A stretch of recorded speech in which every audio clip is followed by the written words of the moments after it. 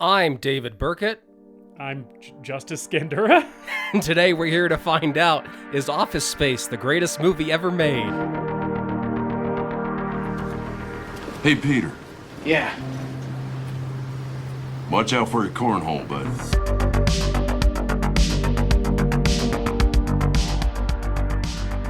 Welcome to the greatest movie ever made, the show where we watch a movie and tell you if it's the greatest movie ever made. I could shut the podcast down. I could unplug David's microphone. I could stop the recording and delete all the files. I was told that I would be allowed to talk as loud as I want and say right as many times as I would like. So this is my podcast. A movie that is so thoroughly entertaining and compelling that while you're watching it, it's the only thing that matters in the world. Hi, Justice. What's happening? Hi. I didn't realize we had swapped last names. That threw me for a little bit of a loop there.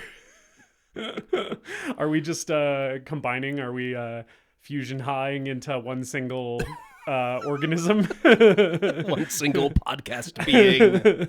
And that's why we apparently have each other's last names. Yeah. I've been throwing off the podcast immediately for the last couple of episodes. You have, so you decided to continue that thread. I guess so. And just continue derailing us. There's going to be no appearances of Watto on this episode. We did discuss this beforehand. There better fucking not be.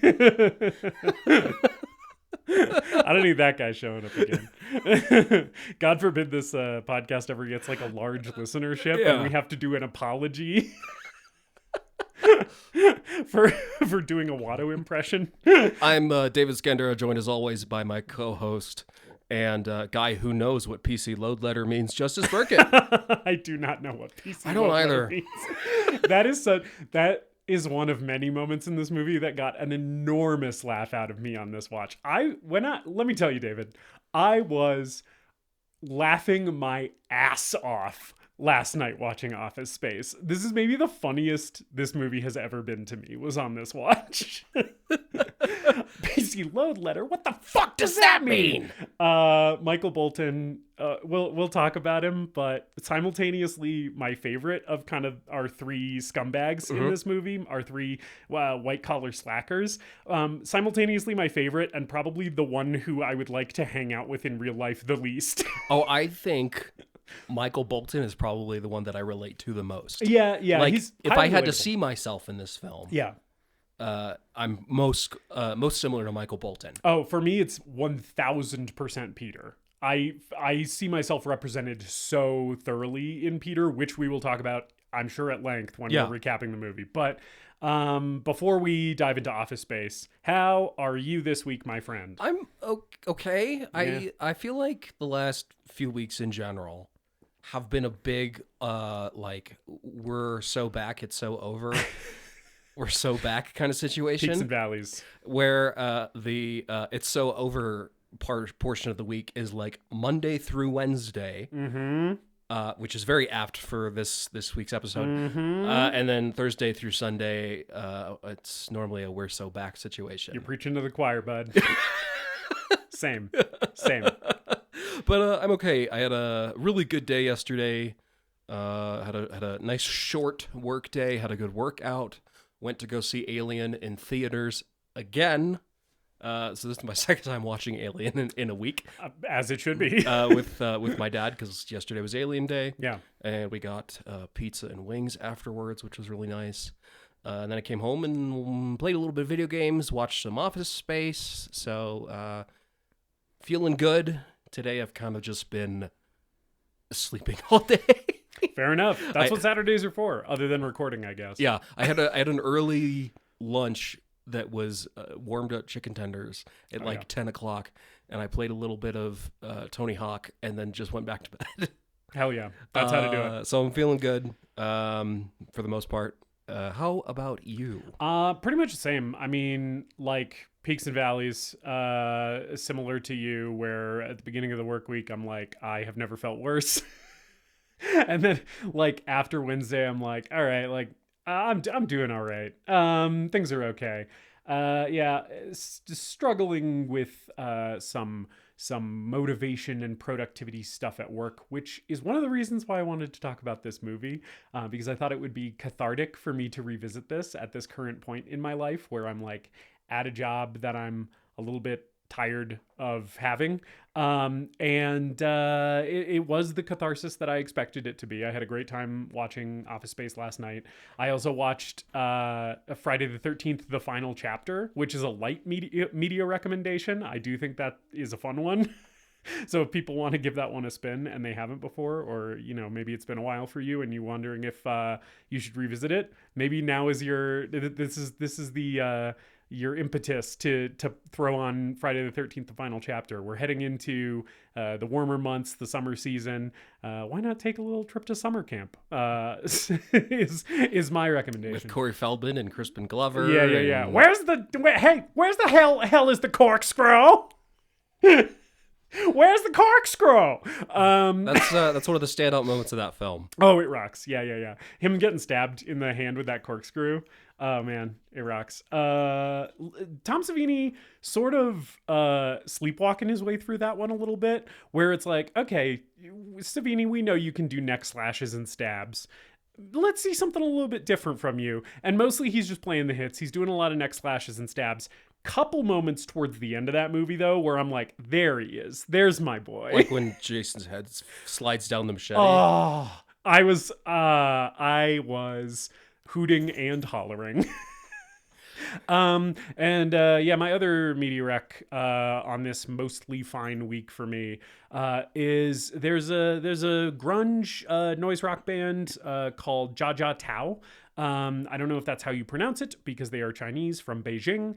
But their album, The Rite of Spring, which came out, I think, in like 2016, is fucking wall-to-wall bangers. It is such a good album, and I have been playing it nonstop. So that's my big media recommendation for this week is, if you like Nirvana, you like Soundgarden, even if you like stuff like, sludge metal stuff like Chat Pile, who we've mentioned before, then highly recommend you go check that out because it fucks. Yeah, I heard a little bit of it after you recommended it to me, and pretty interesting stuff. I'll have to check it out more.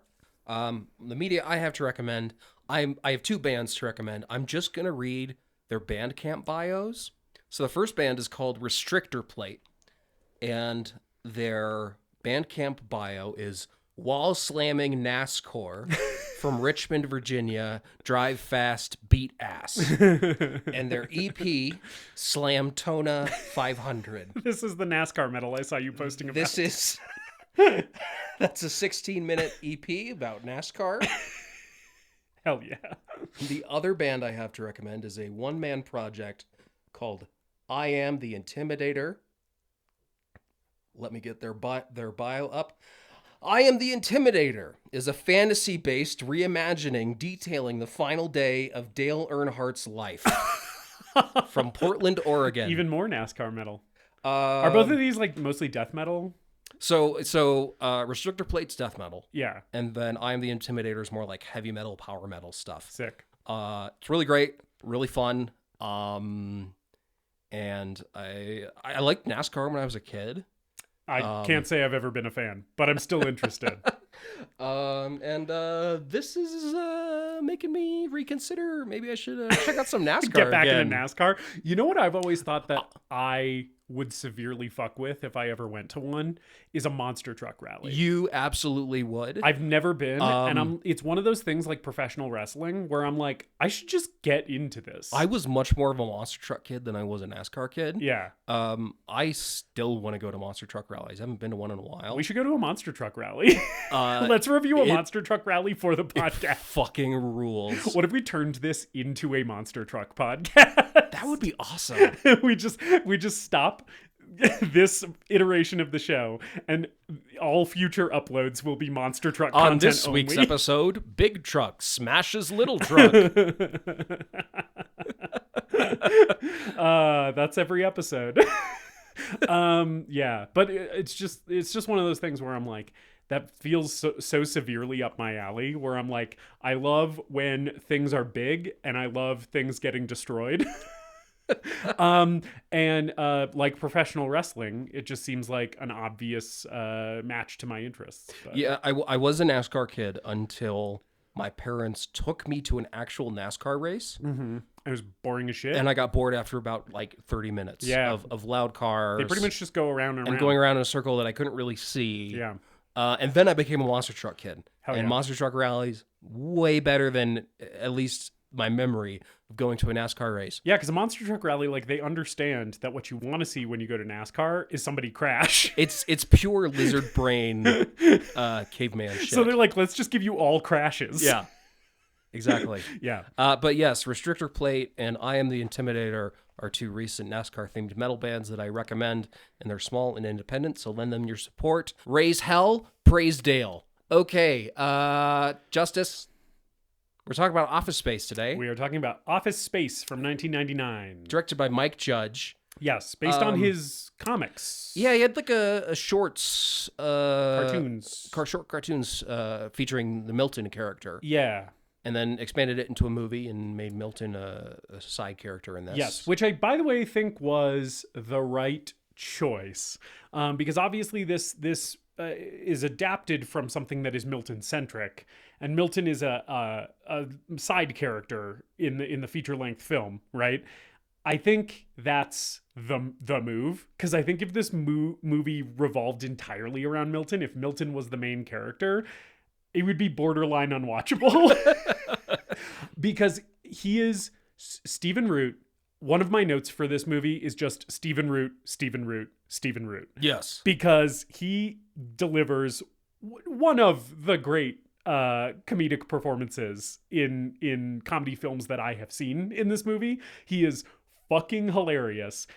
And it's a small doses thing. It's so funny because anytime the movie takes a detour to focus on Milton, you're like, oh, fucking thank God I get to see more of this guy. But if it was just him for an hour and a half, it would get grating. We'll get into it, but there are multiple side characters in this movie that are all great and memorable and funny. Yeah. And the movie gives you just the right amount. Yep. Yeah. Just the right dosage of all these side characters. There's one of them that I'm sure we'll touch on who I feel very strongly about. Yes, that way about. But yeah, David, like, what's your history with Office Space? I know this wasn't your first time seeing it. This was a big cable TV watch for me. I saw parts of this on cable a shit ton. Yeah. And always thought it was funny. At some point, I sat down and watched the whole thing. And I'll just come out and say it. Not that this is going to necessarily impact my verdict. This is one of my favorite comedies ever. Yeah. And I will say that comedy is normally not a genre like a straight down the middle comedy like this. Not a horror comedy, not an action comedy. Comedy right. is normally not one of the genres that is most represented in like my top 50 list. So I don't even necessarily think that this would crack that. But of comedies that I can name off the top of my head, if I had to do a top 10 comedies, this is probably on that list somewhere. And it's always stuck with me. It's been a while since I've seen it. And I watched it last night. I threw in my standard def full screen DVD. Hell yeah. As God intended. Yep. For a film from 1999, absolutely. The proper way to watch this movie in 3:4 aspect ratio. You want a pre 9/11 movie on a pre 9/11 format is, Yeah. I think, the deal. The only thing that was missing was Zoo Books commercials in between.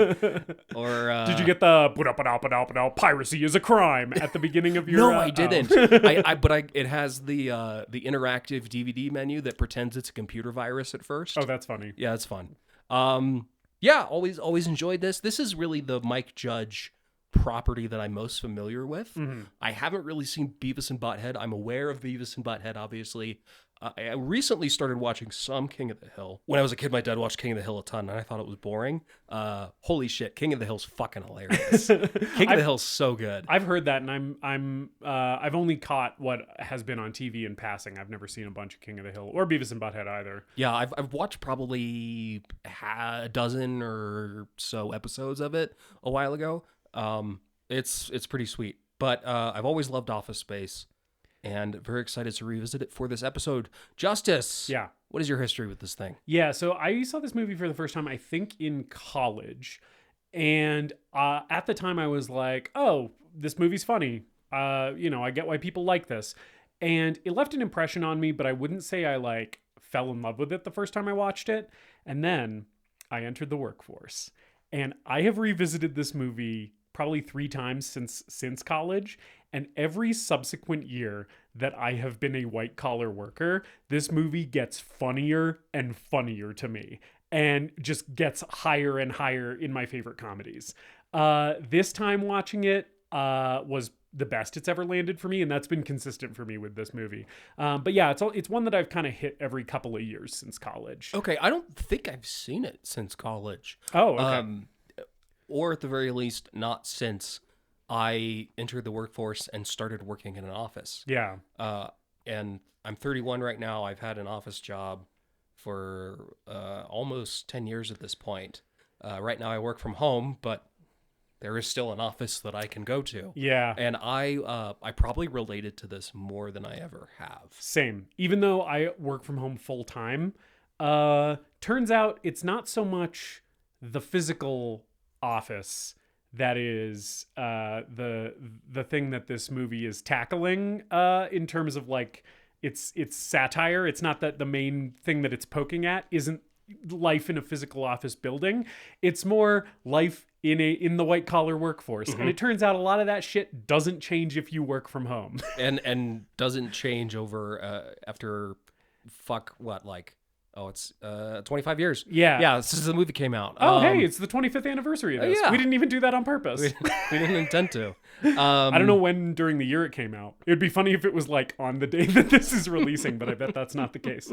Yeah. And there are characters in this movie that I have worked with. There are characters And in we'll this get to movie that I currently work with. By the way, if any of my current or former coworkers happen to somehow be listening to this podcast, first of all, please don't tell my manager anything I say on this podcast. And second of all, you know that what I'm saying is true. Just keep that in the back of your mind. If you happen to be someone who works at my employer, who I will not name, who is listening to this podcast for some reason because you follow me on Instagram or whatever, just know that I'm not going to say anything that you fully disagree with in your heart of hearts. I bet. And with that, I watched Fight Club recently, rewatched Fight Club and reread the book. And watching Office Space, I was like, this is like Fight Club for stoners and slackers. I relate to this movie much more than I relate to Fight Club. I have never felt so seen by a movie in my entire life than I did on my viewing of this last night when Peter does his whole thing about how he wants to do nothing. And if he had $1 million, he would just do nothing. Yeah. I was like, holy shit. This is speaking directly to the core of my being. Yeah, I felt that way too. Because I'm at the core of my being, I am a very, very lazy person.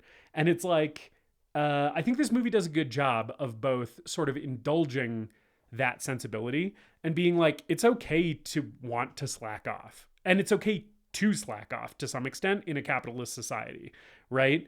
But at the same time, I think this movie does a good job of treating that message even-handedly with also like being like, okay, but you also have to contribute to society somewhat or you're a bad person.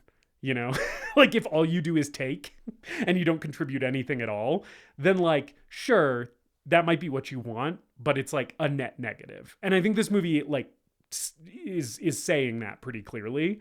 So it felt simultaneously like a little bit of catharsis for me, but also a slight condemnation. Where it was like, okay, yeah, just like Peter, I have to learn that like if I don't want to fucking slack off at my office job for the rest of my life, maybe I should find a meaningful way to like contribute to society that doesn't involve crime or fucking over my friends or whatever. Yeah. You know? That's a lesson that Peter has to learn in this. Right. By the end of the movie, it seems like he's found a job that he enjoys and he appreciates and Yeah. gives him some sort of fulfillment. Yeah, and crucially, is a job that some people in society must do for society to function, right? And it's, it's at the end of the movie when he's a construction worker. Mm-hmm. It's a job that a lot of people, I think, look down on. Yeah. And a lot of people romanticize the office job, or like, you have a real job if you're working in an office sitting in a cubicle. Mm-hmm. And Peter ends up finding meaning in shoveling dirt and In working outside all day. In manual labor, which I would argue has more intrinsic value for the human race than anything that was happening at Initech.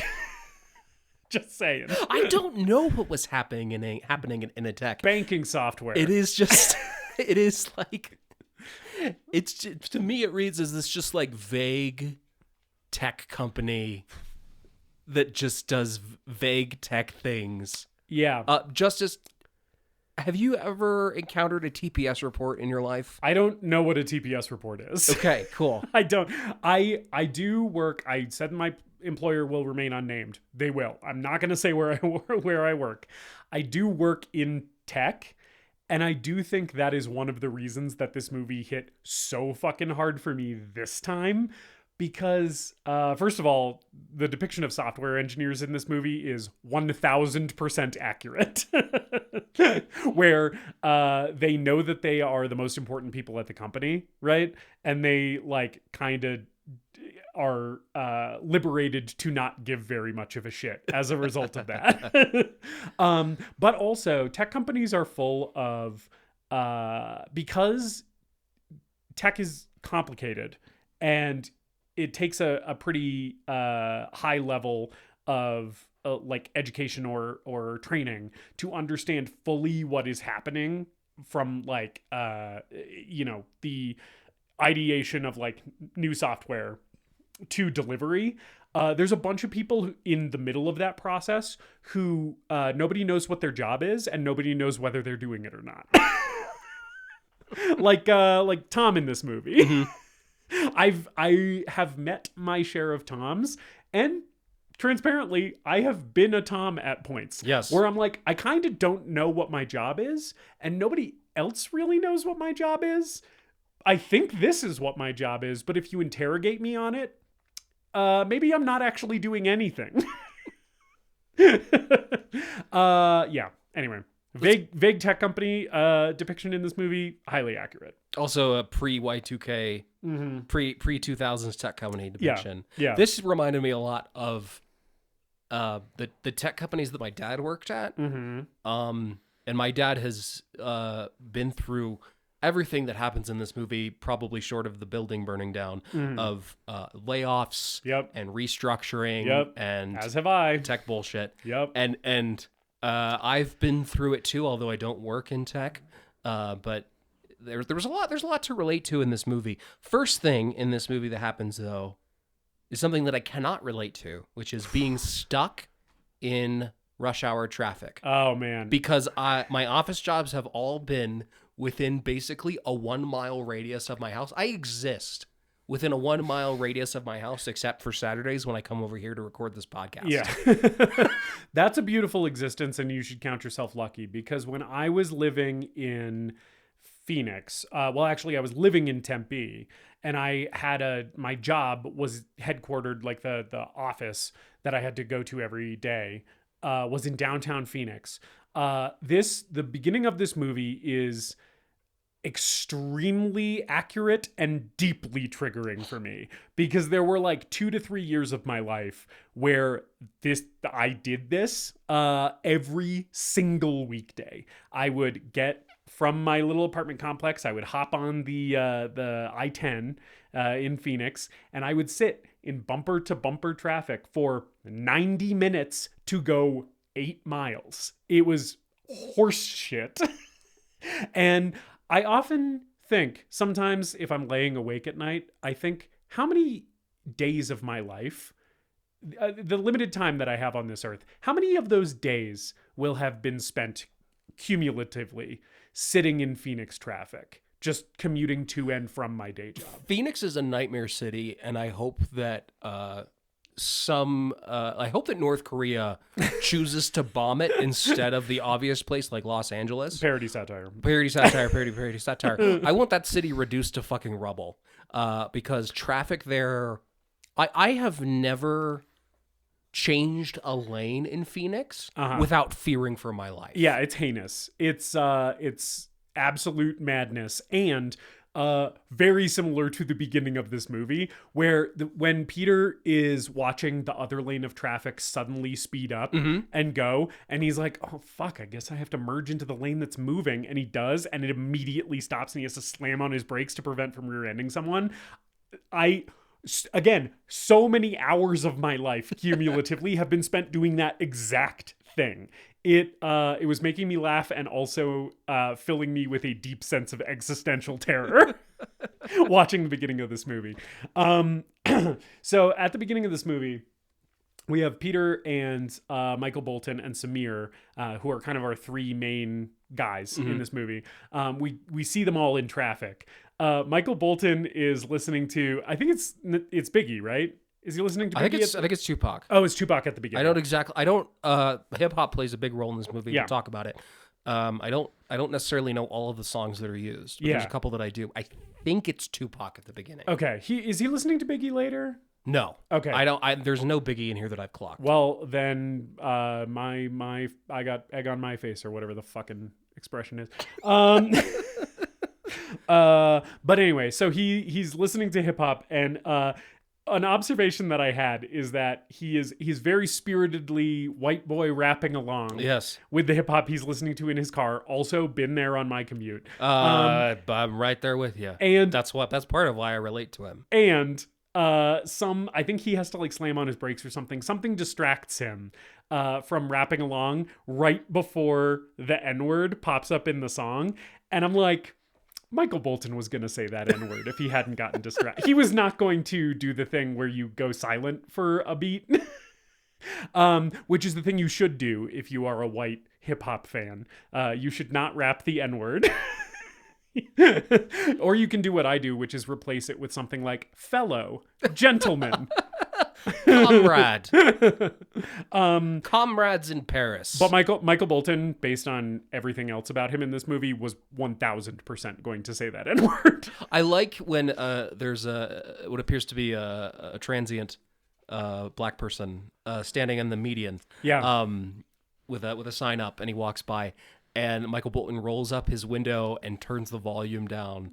That is something I relate to quite a bit. I listened to hip hop a lot in college, and the guy across the hall from me was black, and I would play hip hop, and he would kind of walk down the hall and look in my room puzzledly. You're right. As I was blasting NWA or Public Enemy or something. He's trying to figure out what type of white hip hop fan you are. Exactly. Right? He's like, is this a guy who is like listening to this in a cool and good way, or in a way that I should take issue with?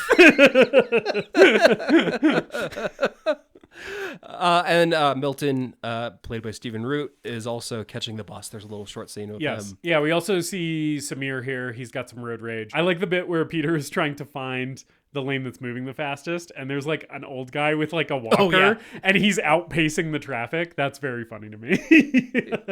And they show up to work at Initech. And I like the bit where Lumberg parks in his reserved spot and gets to walk right in, and then we just see Peter marching across this huge office park field because he's had to park like a quarter mile away.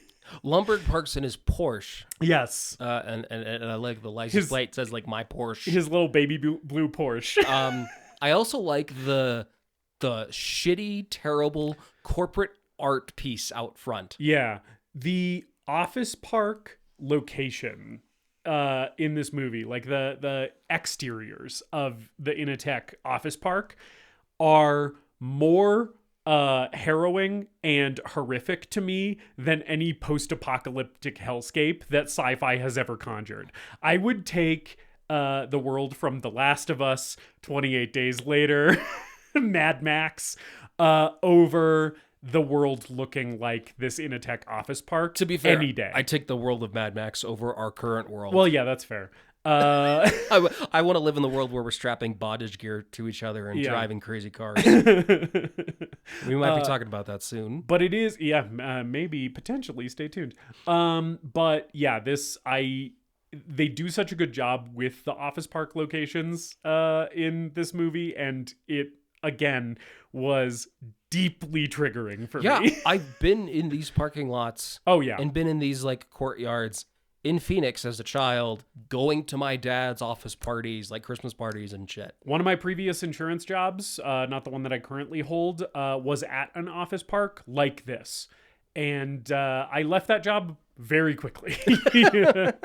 That is also one of the jobs where I've had the most coworkers who are like people in this movie. Speaking of which, we go in to work for the day and basically see like a day in the life of all the people who work at Initech. Yes. Yeah. The big thing here is Peter shows up to work and we meet Lumberg, played by Gary Cole. Played fantastically by Gary Cole. It's a really, really funny performance. He's so good in this movie. So I like that he never raises his voice or gets mad at all. Yeah. This guy has one mode. And he's just in it for the entire movie. I like that even when Peter like stops showing up to work and is like, fucking up Lumberg's whole shit by like getting along really well with the consultants, he still just stays like super measured and is like, okay.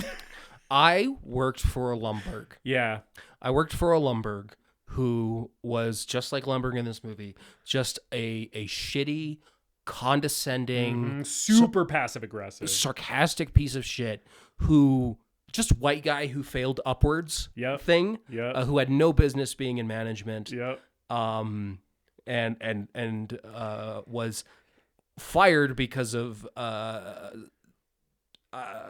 off the record sexual harassment claims. That I heard from several people who I worked with. I get that vibe from Lumberg too. I'm like, oh yeah, this guy is into some freaky weird shit, and if he ever makes a comment to a female coworker, his ass is gonna get canned. I think Lumberg's fucking the super chipper lady. Oh, the one who's like, your name's Michael Bolton? Yes. Or I'm trying to think which one, because there's a couple of them in this movie. The one at the birthday party who's like, Milton. Yeah. Wait until everyone gets a slice of cake. Or I think she's the same one who's seems to be like a phone operator. Right. Where she's just a moment. Just a moment.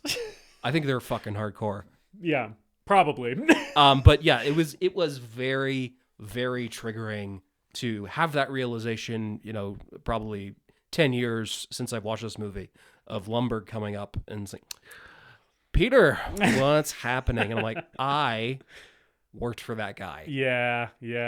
And so the whole thing here is Peter's getting hassled about these TPS reports he forgot to put on the new cover sheet. He's getting hassled by multiple people, like in succession. And nowadays, this happens via Slack, and it is no less infuriating. In fact, I think it's even more passive-aggressive via a DM in Slack than it is just having someone do this to your face, because they put in fucking emojis and shit to tell you how you fucked up in a very passive-aggressive, very, like, workplace-friendly way. And then, 4 other people will do the same thing, and it's like, yeah, I fucking know, I made a mistake. Can we please move on?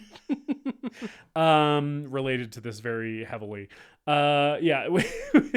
also, this is where we learned that Michael Bolton's name is Michael Bolton. Yeah. If I had a fucking nickel for every time what happens to him, and he shares a name with a celebrity, I just have an uncommon name. If I had a nickel for every single time what happens to him has happened to me in the workplace, I'd have a lot of fucking nickels, which is, wow, is that your real name?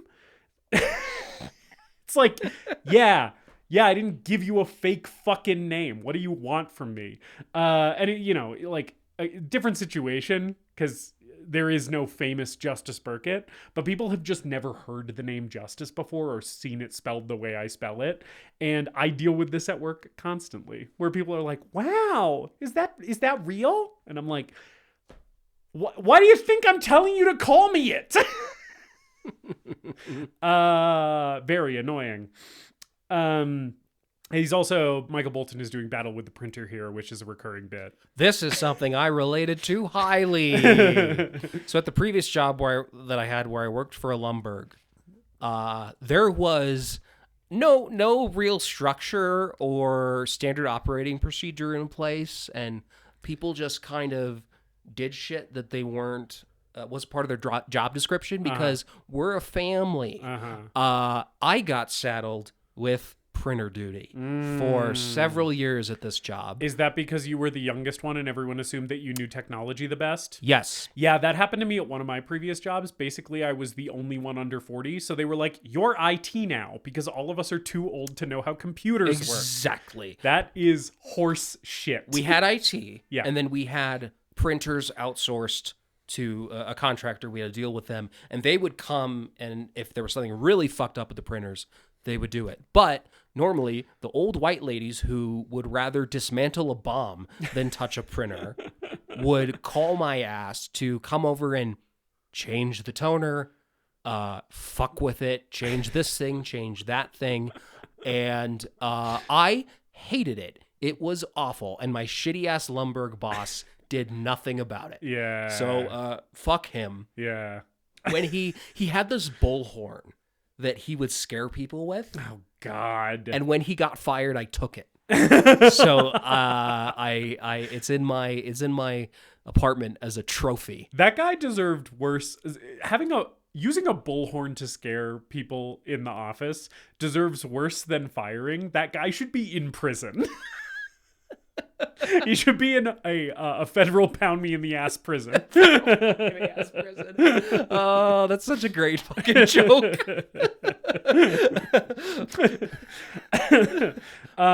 So Peter is basically he's having a shit day at work, so that he's like, let's just go get coffee at Tchotchke's. If I stay here for another fucking second, I'm gonna lose it. Yeah. So him and Samir and Michael go to get coffee at Tchotchke's. This is where we see Jennifer Aniston for the first time in this movie, and because she's a waitress who works there. And they're kind of just commiserating about how much they hate their jobs and how bad it sucks. I like the bit here where it's a pretty subtle bit where Michael Bolton is putting like 8 sugars in his coffee.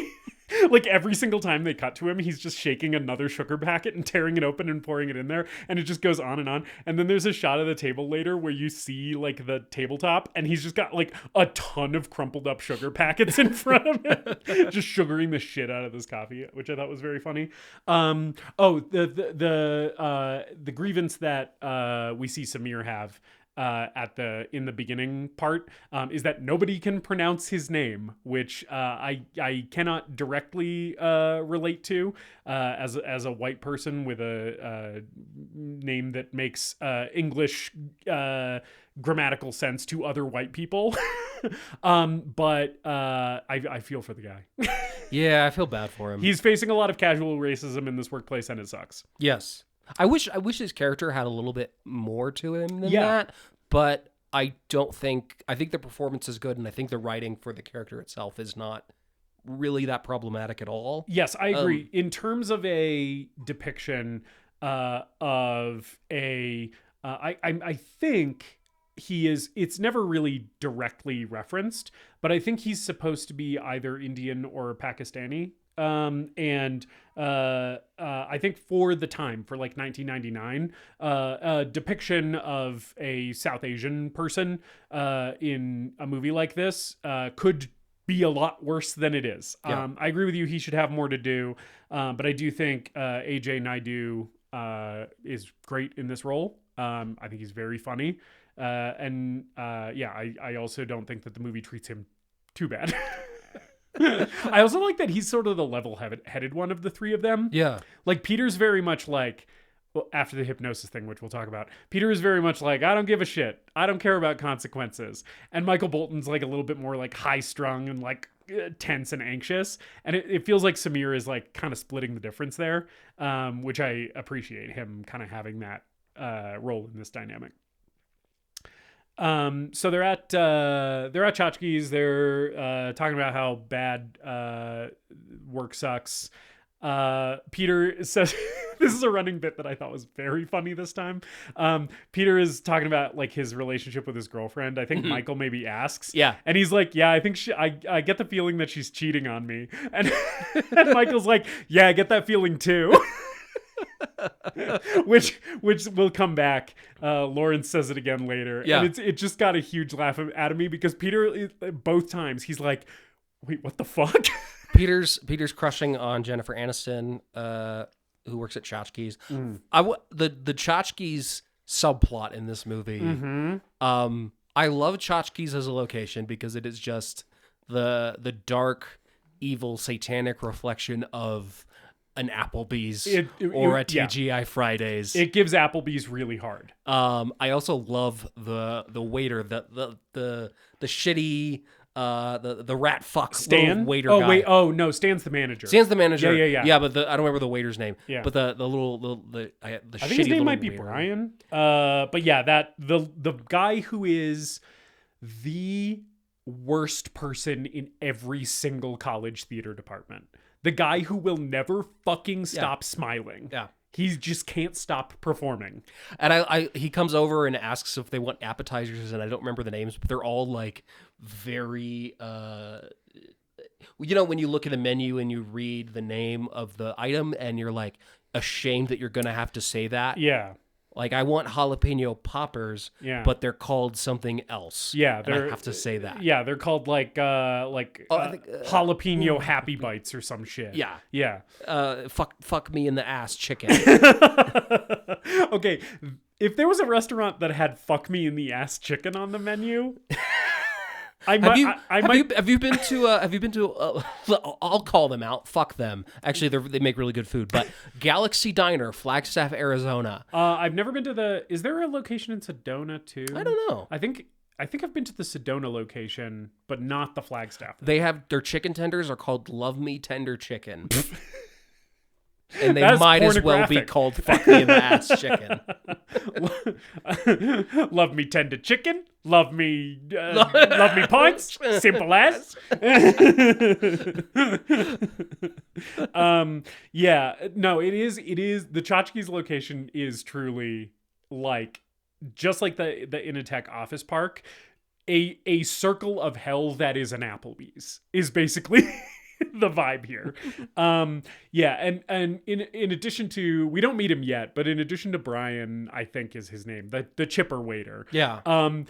The other demon haunting this chain restaurant is the manager Stan, who we will talk about, but I think that man is a deeply evil human being. Anyway, so yeah, we get some stuff about Peter's relationship troubles and how all the guys hate their jobs. And Peter's like sure that Lumber's going to ask him to work on the weekends and all that shit. Yeah, and we kind of skip to the end of the week here because this is Monday. Oh, which by the way, people keep asking if Peter has a case of the Mondays. Which every single time makes him look like he wants to put a bullet in his own brain. Been there. But yeah, we basically like skip sort of ahead to Friday. And before that, we get Peter at his apartment and we meet Lawrence, the neighbor. And I know it's before Friday because Lawrence gives him the advice to just avoid his boss until the end of the day on Friday so that he doesn't get called into work over the weekends. Lawrence is the greatest. Lawrence is the coolest man who has ever lived. Yeah.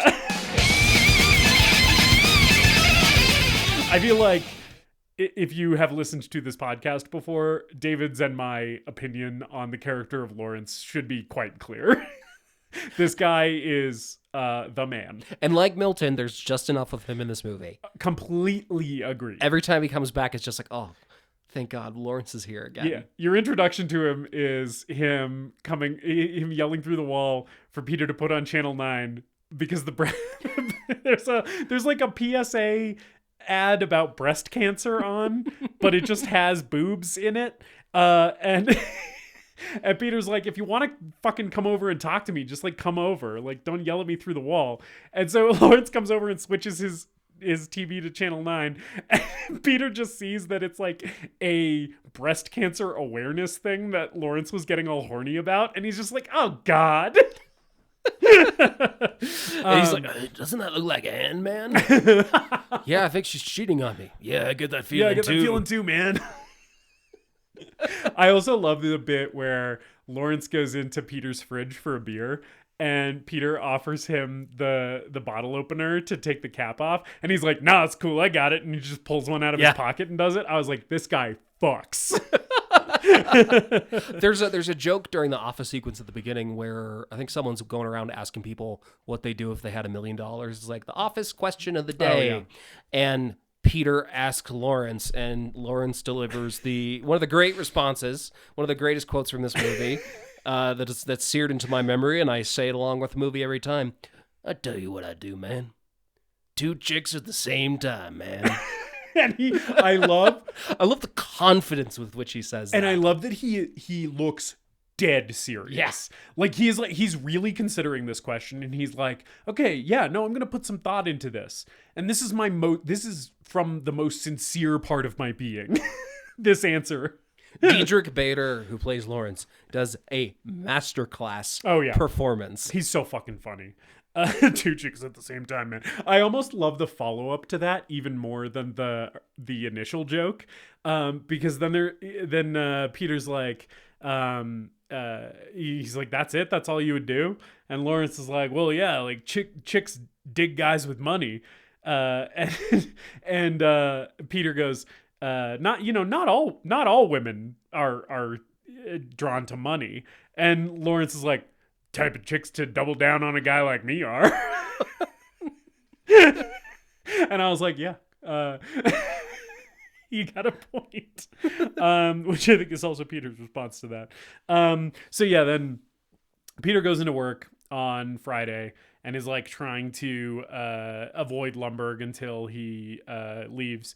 And I love the bit where he's like fucking saving his work and like shutting down his computer. Mm-hmm. And he's in like Excel, and it's like, okay, saving file, and it's just the like old Windows 98 like hourglass with the sand slowly going through it. And then once it finishes, it like has to do something else. It's like saving changes to template, and he's like, fuck.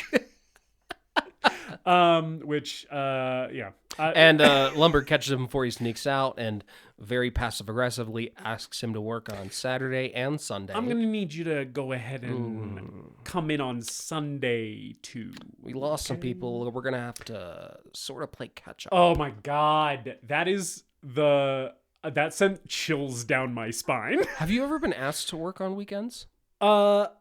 Okay, so in one of my previous roles at the company that I currently work for, I did sometimes work on my weekend. They asked us to, but it was voluntary. It was not like a thing where it was like, if you don't come in, you're at risk of getting fired or you're going to get a bad performance review.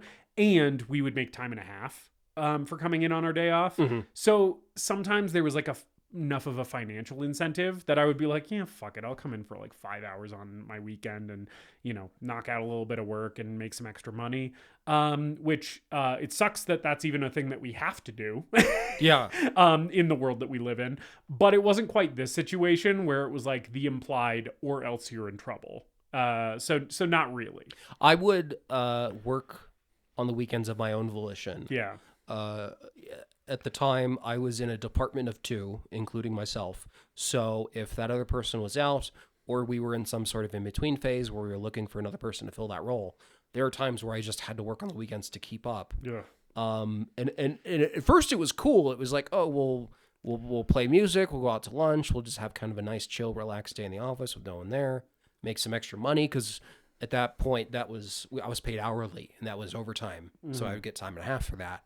And then it just kind of kept happening, and especially during COVID, there was a big period where I was working by myself. Yeah, and it stops being like an exception and starts just being an expectation of your role. Yeah, or just something I had to do to keep up. And it sucked, so I stopped doing that. Yeah, good. But I've never had anyone say you need to come in on Saturday. That's something I'm thankful for. Yeah. Anyway, so after this, Peter goes to a hypnotherapist, which is one of the things he was talking about at Tchotchkes with the guys. Is that he was gonna go see a hypnotherapist. I think Anne wanted him to. Yeah. Right. Yeah. And Anne's in this scene. Yes. Just kind of sitting next to him and looking horrified by everything he says, which I think is funny. But I fucking, this is one of the moments in this movie where I was like, this is hitting me on more than a what a funny comedy, what a sharp satire level. This is speaking to the essence of my being. Did you feel profoundly depressed at points during this movie? Oh, yeah. Yep. And this was one of them where he's basically like, every single day since I entered the workforce has been the worst day of my life. So anytime you see me on any given day, you are seeing me on the worst day of my life. And the therapist is like, That's that's fucked up, man. Holy shit. And I was like, I don't feel like that all the time necessarily, but there are definitely days where I'm like, yeah, Yeah, I've felt that before. yep. And especially as someone who went through 4 years of college with a clear career path in mind, that I graduated with that degree, but by the time I finished school, I no longer wanted to do it, and I just took the first job that I could find. Yep. 10 years later, with a job that I feel no passion for, but also not really sure how to break out of and escape. And I'm like, what have I been doing with all this time? Yeah. Yeah. There's another line later in the movie. I don't remember exactly when it is. But it's Peter says to Michael, he's like, you've wasted 5 years of your mid-20s doing this shit that you don't like doing. And as someone who is now 31, I was like, oh, fuck. A decade of my life has been spent mostly doing shit that I don't want to do. I think this movie does a good job balancing like the catharsis with the like moments of like I said earlier, like existential terror.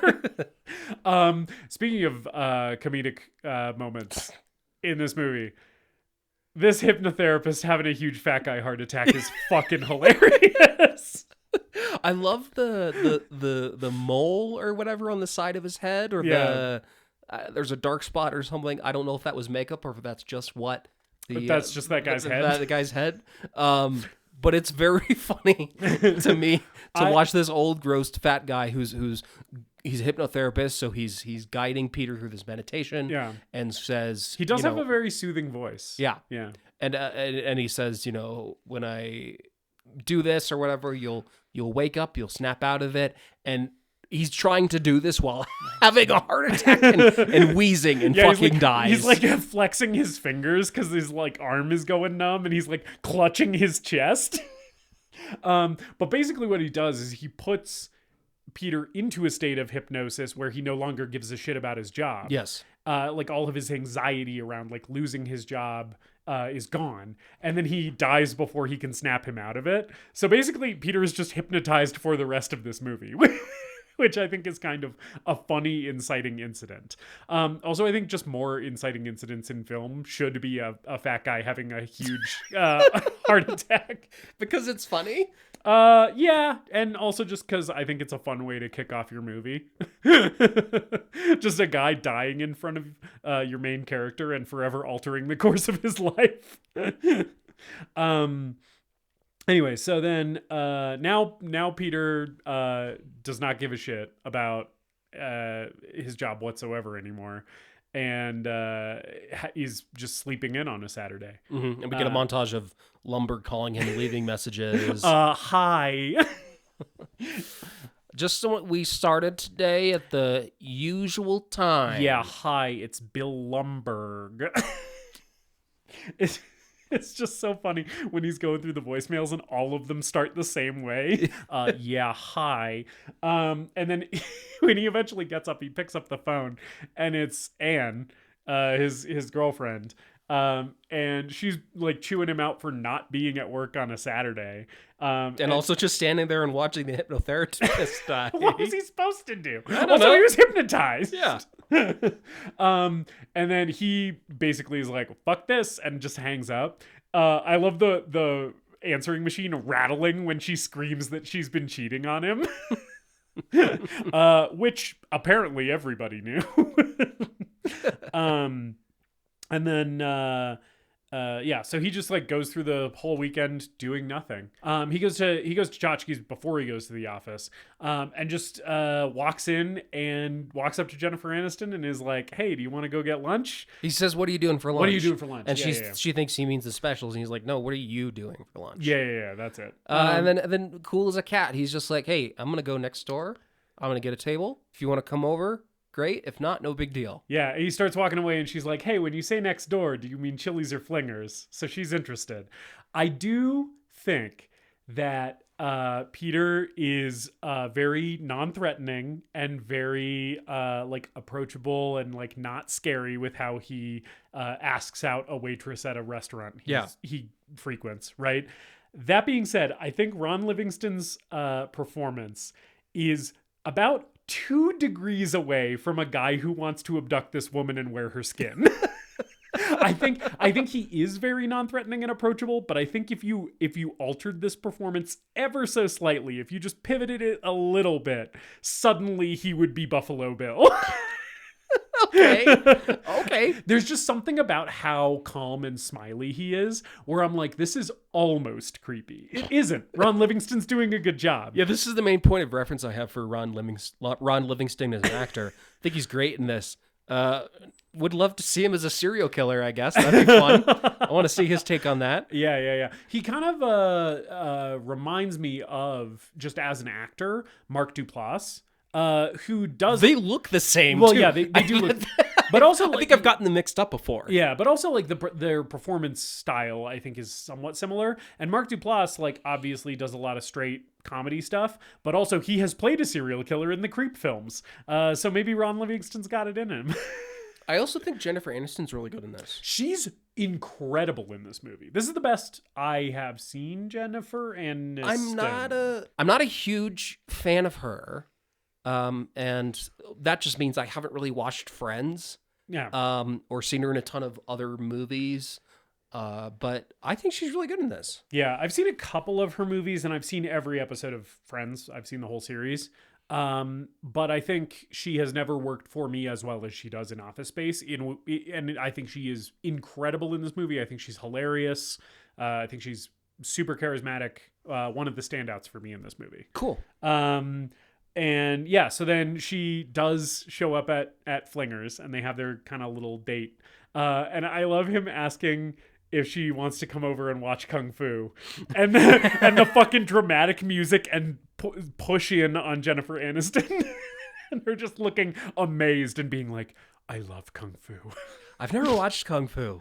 Neither have I. But I rewatched Kill Bill recently because that's one of those are one of my favorite movies. David Carradine's in that, and he was in Kung Fu. Between this and rewatching Kill Bill, I'm like, maybe I should check out some Kung Fu. Yeah, maybe.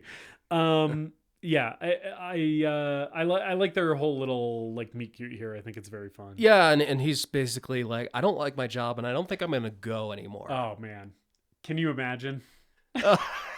And she's like, "Do you mean you're gonna quit?" And he's like, "No, I'm just gonna stop going. I'm just not gonna go." She's like, "Well, will you get fired? Maybe. I don't know." I love it. It's all so good. And we have a little brief montage of them like dating a little bit. Like I think that you see her come over to watch Kung Fu, and then you see a couple other scenes with them. Yeah, their relationship is mostly done through montage. Mm-hmm. Yeah, so then Peter goes to work after he has his date with her.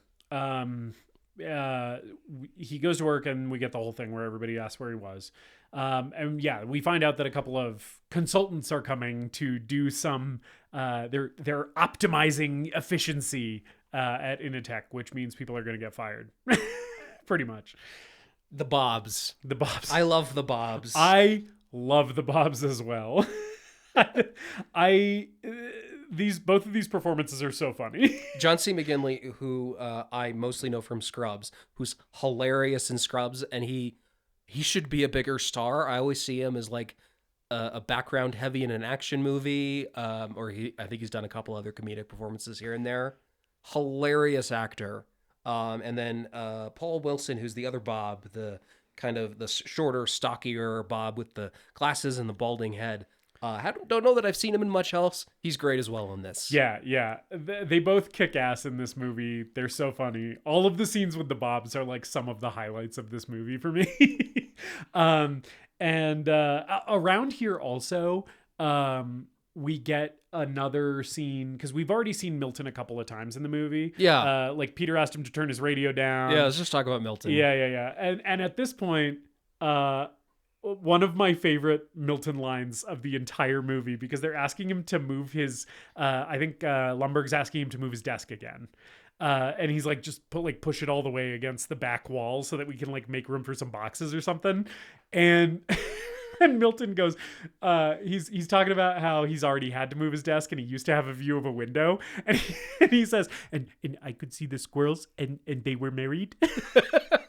Yeah, I got that too. Which I was like, that would be me at the office, right? Like, so not focused on my job, just staring out the window, being like, those squirrels are married. They love each other.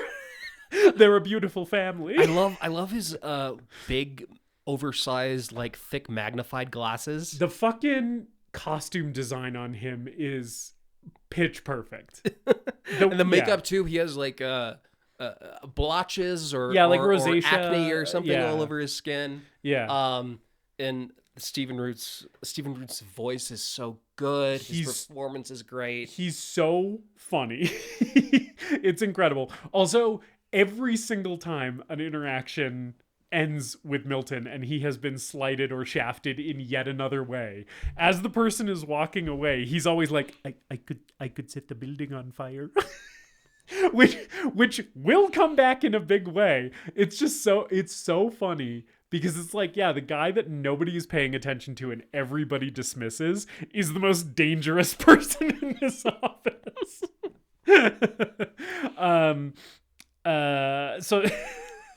So Milton is being tread on once again. Yes. I think we should jump to the damn it feels good to be a gangsta montage. Yeah, I think that's more or less where we're at. Where Peter decides to he starts going to work, but just kind of slacks off all day, and we see him unscrew a door handle that was shocking him every time he came into the office. Yeah. He kicks his like one of the walls of his cubicle down so he can see the window. Mm-hmm. Some dating stuff with him and Joanna. This is a great montage. Yeah. And an excellent use of music.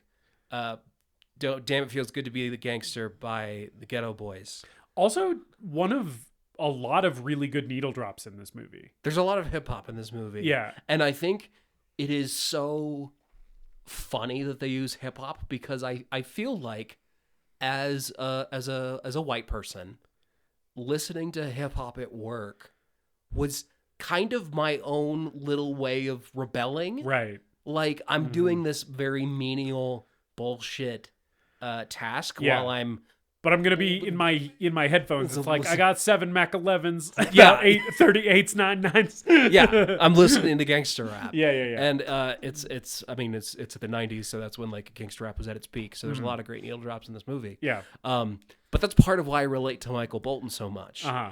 Is like he's this kind of normal, unassuming guy. Yeah, like who, very nerdy white guy. Yeah, who's kind of edgy because he treats himself as like a cool guy because he listens to rap music. Yeah. Which I've definitely been, and also just like I'm mostly into metal, so that was a big thing I would do too. Is I would listen to metal, and there were some days where I just didn't give a shit, and I showed up to work with like my battle jacket on to just like say fuck you, basically. Yeah. And on my walks, I would because we had an urban trail near us that went through the woods, and a lot of people would take walks on their breaks there or go take smoke breaks. And I started walking in the woods, listening to metal on my headphones and practicing my vocals. So there were rumors about the guy screaming in the woods. Your coworkers are like on their cigarette break, and you're just walking by being like, yeah, or more often than not, it was the old white people who were coming to the office. I worked in a medical office, yeah. So there were lots of old white people that would come by and be like, there's a man in the woods screaming his head off. Yes, that is one of the people who will be processing your billing paperwork or whatever. Don't worry about him. He's fine. He's cool. So yeah, this whole montage is great. One of the things I really like is him just going fishing with Lawrence and Joanna in the middle of the day. And then he takes the fish to work and guts it on the desk. On his desk, and tosses like this fish's ribs and guts onto the pile of TPS reports. It rocks. But you know what doesn't rock? Damn, it feels good to be a gangsta. You know what doesn't feel good? Skin cancer. He comes in a little sunburned from this fishing trip. And I'm like, you gotta SPF that shit up, my friend. That you're already in your probably late 20s, early 30s. You gotta start looking out for yourself. Melanoma ain't no joke, Peter. I don't go outside as much as you do because you're a big hiking guy and running and stuff like that. My wife is also gonna. She's probably within earshot. She's gonna think it's very funny that I'm saying this because I notoriously forget to wear sunscreen. Well, that's what I do because I don't go outside as much as you do. So I'll be outside for an hour or something doing something, and then I'll go see my parents later, and they'll be like, "You got a little bit of sun today, it seems." I'm like, "Oh, okay, I didn't expect that." It's really tough as a bald guy because truly, even if I'm wearing sunscreen, if I don't reapply like every 30 minutes, that dome is getting crispy. And basically the only option is hat at all times. I pretty much, during the summer, anytime I'm in the sun for more than 20 minutes, I have to be wearing a hat. Because otherwise it's like, there's fucking nothing I can do. Like, it's exposed all the time. It's just, it's the topmost part of my body and there's no hair covering it. Anyway, good montage, good song. Yes. And so the consultants start their round of layoffs, and they have various interviews with people. There's Tom, who's kind of a side character, who's like just always worried that he's gonna lose his job, and he's definitely right about that. Tom is hilarious. We were talking about parts of this movie that made us like deeply depressed and existentially horrified. The bit with Tom later, after he gets hit by a drunk driver, was really hitting that way for me. I was like, America is a capitalist hellscape. The revolution is the only way out. During the bit where it's basically like, oh, my life is great now because I fucking can't move my legs and got a huge payout. I got a huge settlement. I'm like, this is the only way for the working man to make it in this hell that we've created. Yeah. So his interview with the Bobs are them asking about what he does here, and he's trying to explain his job. He's very frustrated because as he's saying it, he realizes that he doesn't do anything. Which, to be completely transparent, if the Bobs sat me down and grilled me about my job, I think I would be sort of in similar territory. Where they'd be like, well, what exactly do you do here? And I would be like, well, I take everybody else's work and put it into a spreadsheet so that we know what work other people are doing who are not me. And it's like, well, couldn't those people track their own work? Well, yeah, I guess technically they could, but for some reason I do it. That's my job.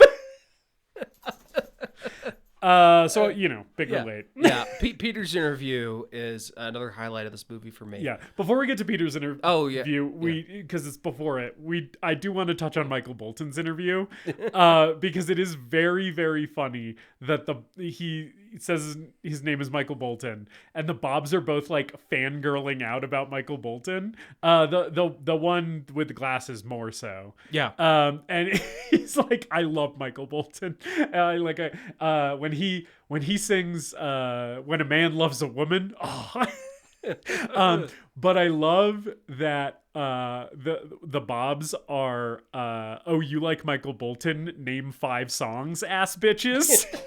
Because Michael Bolton, in order to look good to these consultants, is basically like, because they're like, oh, you must love his music having the same name. And he's like, oh, yeah, I'm a huge fan. Yeah, I love him. Which is funny because earlier he says that Michael Bolton is shit. But he's so terrified that, that he's basically just trying to appease them. Exactly. And I love that they're immediately like, what's your favorite song? I love them all. It just has such the energy of like a guy walking up to a girl wearing a Joy Division shirt and being like, name 5 songs. You like Joy Division so much? Tell me what are your favorite. I bet you won't have only listened to Unknown Pleasures and you've never even listened to what's the fucking second album called? Closer. Jesus. I've only listened to Closer and I haven't listened It's to the better Unknown it's Pleasures. a better album. It's in my collection. I've only listened to it a couple times. I should re-listen to that. Yeah, Closer's better. Unknown Pleasures is also great. But anyway. And I also I also love that the Bobs are like so fixated on the Michael Bolton thing that like that's just his whole interview. But yeah, then eventually we get to Peter's interview, Yeah. and because of course Peter is hypnotized and doesn't give a shit about his job. hasn't So been showing up to work. He is brutally honest with them. Yeah. And this, not only do I highly relate to what he said, the fact, hearing him admit it out loud, like felt so cathartic to me. It is such a beautiful scene where he's like, yeah, usually I come in at least 15 minutes late and kind of just zone out for about an hour. And then I do that again after lunch. The thing that was really hitting hard for me this watch was he's like, I would say on any given week, I probably only do about 15 minutes of actual real work. Yeah. And I was like, same dog. What the fuck are we doing with our Thank lives? God for work from home jobs.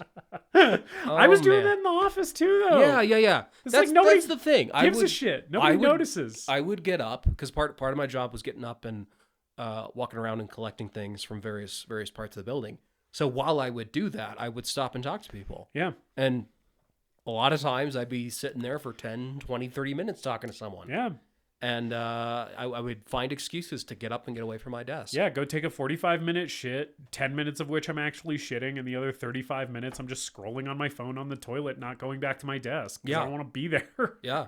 I'd go take hour-long lunch breaks that I wouldn't even bother to clock out for, and we'd go get pizza and beer. Yeah. And yeah, it's great. Time theft is a victimless crime. Time theft is a victimless crime, and you should do it. Yes. Well, because that's the other thing that he brings up here, where he's like, my only incentive is to not get fired. Yep. So why would I work my ass off for nothing? Yeah. Why don't I just put in the bare minimum? Yeah. Yeah. His whole thing about like, if I work harder and fucking Initech sells 12 more units, right? I don't see another dime. So like, why should I give a shit? Him basically being like, yeah, with the system that's in place, you can only expect people to work just hard enough to not get fired. And it's so interesting hearing this, in our post-pandemic world where we had this whole conversation that the media was trying to bring up about quote unquote quiet quitting. It's really something to see this same opinion expressed in a movie from 25 years ago. I'm pretty sure quiet quitting is nothing new. I think ever since income inequality became a normal condition of the human race, quiet quitting has been a thing. I'm pretty sure that there were medieval serfs working for their feudal lords who were just putting in the minimum amount of effort to not be publicly put in the stockade, right? Like, I'm pretty sure that there were dudes who were just like, okay, well, fucking... I'll lean on my pitchfork for about an hour, and it looks like I'm working, but I'm not. Lord Henry wants 15 bales of grain. I give him 15 bales of grain. I'm not going to turn out 18 bales of grain for Lord Henry. I don't see any of that grain. My ration doesn't change. Why am I going to work harder for Lord Henry? But it's something that I appreciated a lot more now that I've been through the office and I know what that's like, in a way that I didn't when I was first watching this movie when I was in high school or whatever. It's simultaneously like kind of soul crushing to hear it said aloud, right? Where it's like, oh yeah, I am actively stifling my own potential because there is no reason for me to work harder at something that I don't enjoy. And also, again, deeply cathartic to hear like, oh no, this is a universal experience for people in the white collar workforce. It's an act of defiance that seems essential in today's economy. Yeah. You know? And so Peter says all this shit to the Bobs. And it's funny that they don't fire him. No. They are shocked to hear someone say this. I love that the Bobs not only are impressed with Peter's like directness with them, they seem like smitten with him. They seem to just love him. Oh yeah, they're huge Peter fans. Which, to be fair, Ron Livingston, once he goes into chill mode, is very charismatic and likable in this movie. So I'm like, if this guy was sitting across the table from me, like smiling at me and pouring his little glass of water all confidently and just telling me how it is, I'd probably be like, hell yeah. Yeah. This guy knows what's up. This leads to Peter starting to have regular meetings with the Bobs. At some point, he finds out that Michael and Samir are going to be laid off. I also really like the scene where the Bobs have a conversation with Lumberg, where they're like, we think Peter's upper management quality. Yeah. Which again is a very something that spoke to me as like the most of the people in upper management are people who just failed upwards. Yeah. They just know how to kiss ass, and they really don't do anything all day. Yeah. And they get paid a ridiculous amount of money for it. Yeah. I'm going to be real with you and with our listeners here. I make a decent amount of money doing a role that is not super high up. I'm not in management or anything, but I have a high paying position in the company that I work for. Not as high as software engineers, because those guys get like $250,000 at some companies. Learn to code. It's a very useful skill. Want to buy a house? Apparently you need to know how to write code.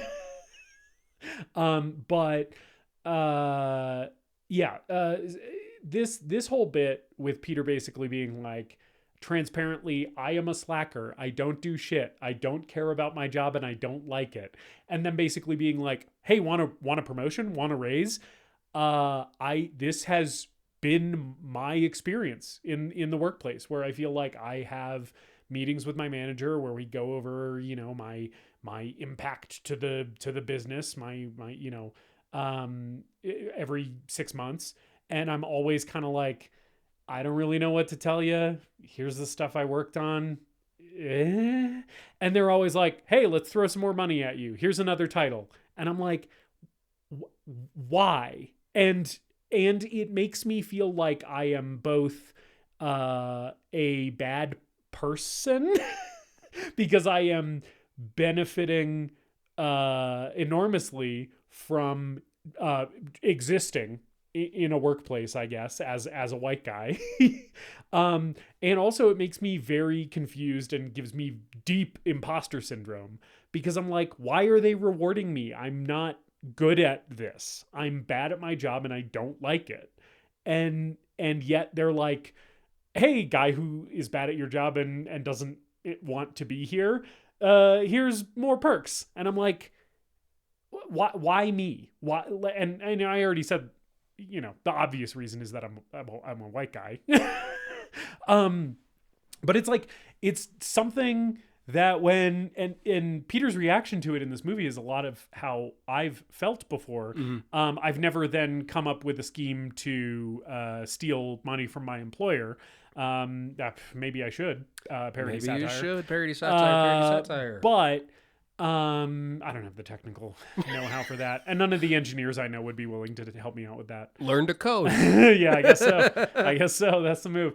But his reaction to finding out that Samir and Michael are going to be fired and he's going to be promoted, he's kind of offended. He's like, because Samir and Michael, we have seen, work harder than Peter does. They actually do their jobs. They don't like working at Initech, but they're harder workers than he is. Mm-hmm. And they're software developers. They have actual skills. Peter is a desk drone who is not a developer. He's not an engineer, right?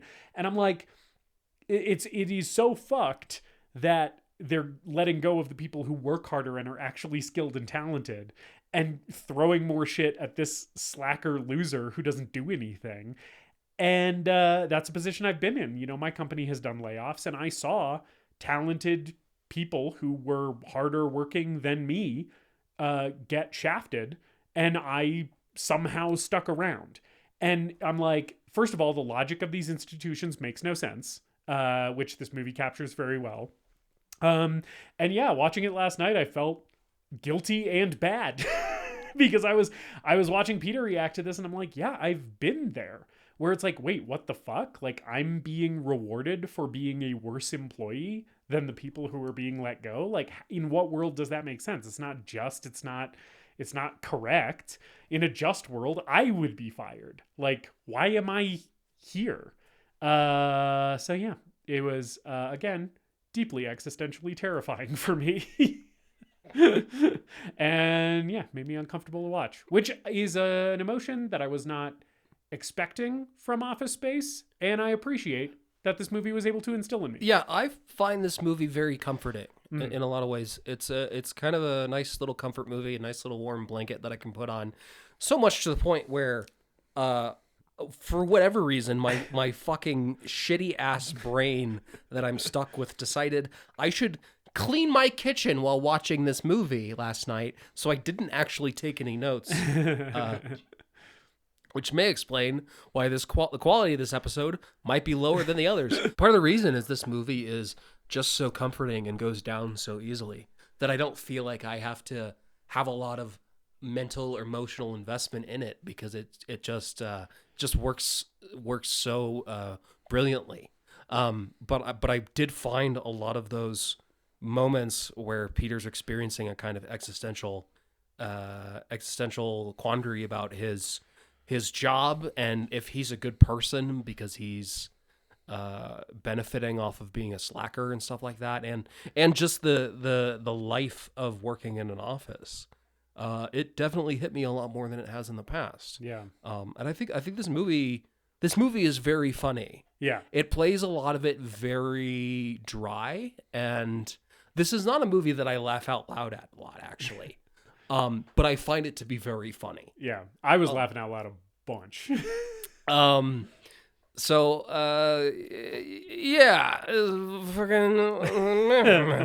So, Peter basically, since he now knows that Samir and Michael are going to be fired, his little light bulb goes off over his head where he's like, hey, one time Michael told me about this software, this virus that he wrote, that could basically steal money from banks, because Initech makes bank software, and they say it's from Superman 3, which is a movie I have not seen, but I guess that's where they got the idea, because they reference it multiple times. Yeah. But pretty much it's like, when bank transactions happen, they round off like fractions of a cent. What this software does is just takes those fractions of a cent and just deposits them in a separate account. So they're basically just like skimming off the top of all these transactions through this thing that they can put in the software. And Peter talks to Michael about this, and he's like, hey, that thing that you talked about, the Superman 3 thing, what about that? And Michael's like, I don't want to do anything illegal. I've got a good job. And I love Peter going, what if you didn't have a good job? We immediately cut to them drinking at a bar, and Michael's like, those fucking bastards. So they have this whole conversation about doing crime over a few beers, which... That's the best way to talk about doing crime. I guess so. Best way to talk about anything, pretty much. Yeah. Is over a few beers. And then, so Michael and Peter are initially talking about this. Then they basically realize that they need someone who can like write code, who's like a full on engineer.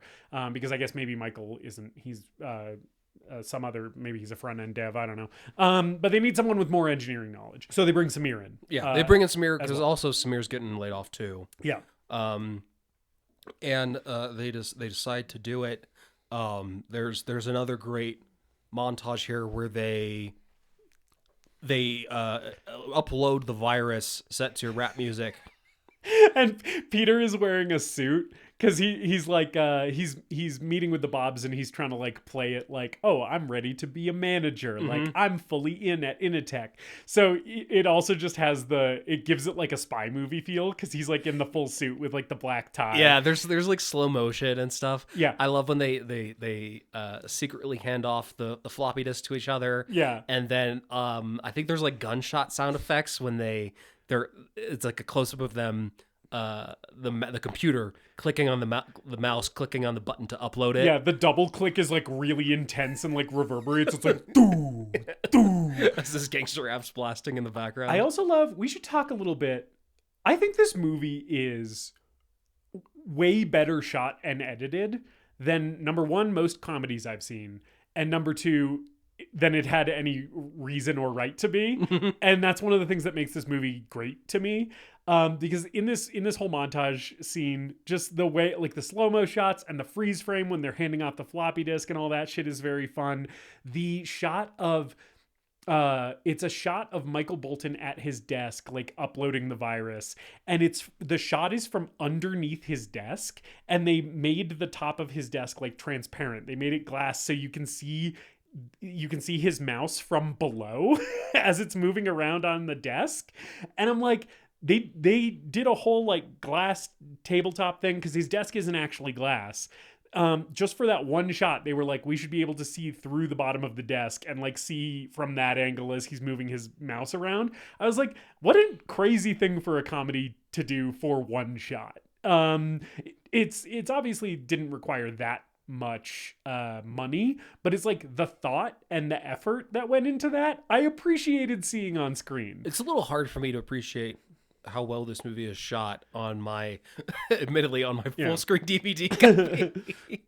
But I definitely agree with you about the editing. I think editing wise, it's really well done. There's a lot of well done jokes with the editing, like the cut to them at the bar. Yeah. And of course the montages are great. It's a really well made movie. Yeah. It doesn't feel like a cheap studio comedy. And this is also like, this movie wasn't very successful. It gained a bit of life as a cult film. And I think it's because it seems really different than other 90s comedies. Mm-hmm. You know, this doesn't have a big crazy performance in it like Jim Carrey. It doesn't have early CGI or anything like that. It's not out there and off the wall. It's kind of understated. Yeah, and like you said, like really kind of dry, kind of straightforward, right?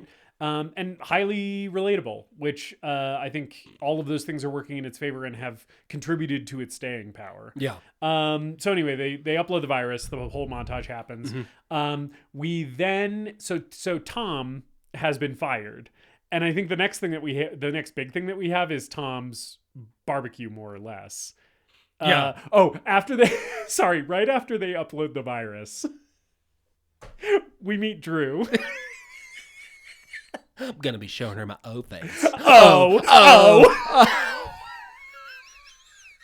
I want to beat this guy to death with a sledgehammer. So you were saying that you've had a Lumberg boss.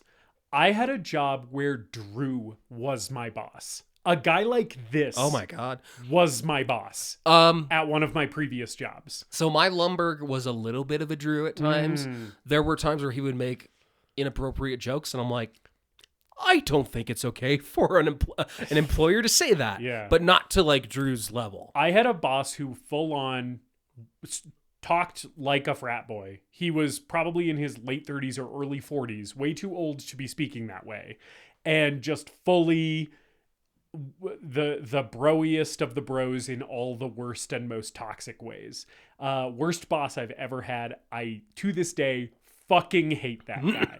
I wish nothing but the worst for him. I learned after I left that job that his wife divorced him, and that is one of the only times that hearing that somebody else got divorced made me deeply happy in my soul. Yeah. Good. Fucking good for her. Yeah, man. good for her for getting out of there. I've worked with Drews, and full transparency, I've probably been a Drew on more than one occasion. Yeah, I mean, who amongst us being white men has not been a Drew at some point? Sure. But this is another great side character in this movie that I think again is just used perfectly. Yeah. This is when we were talking about that earlier. This is the one that I really wanted to hone in on, because I think this performance is so fucking funny. I think this character is so hilarious, and he's used like twice, and I'm like, perfect amount of Drew. And then he just vanishes. If there from was the movie. any more Drew in this movie, it would be too much. And I love that when he's at Tom's barbecue, he's wearing those stupid fucking like Oakley sunglasses with like the the thing in the cable in the back to keep them on his head. It's just and his fucking spiked like bleach blonde hair. All of it is perfect. It's just like, we all know this guy. We've all met this guy. We've all worked with this guy. And you immediately know that this guy fucking totally sucks. He's the worst.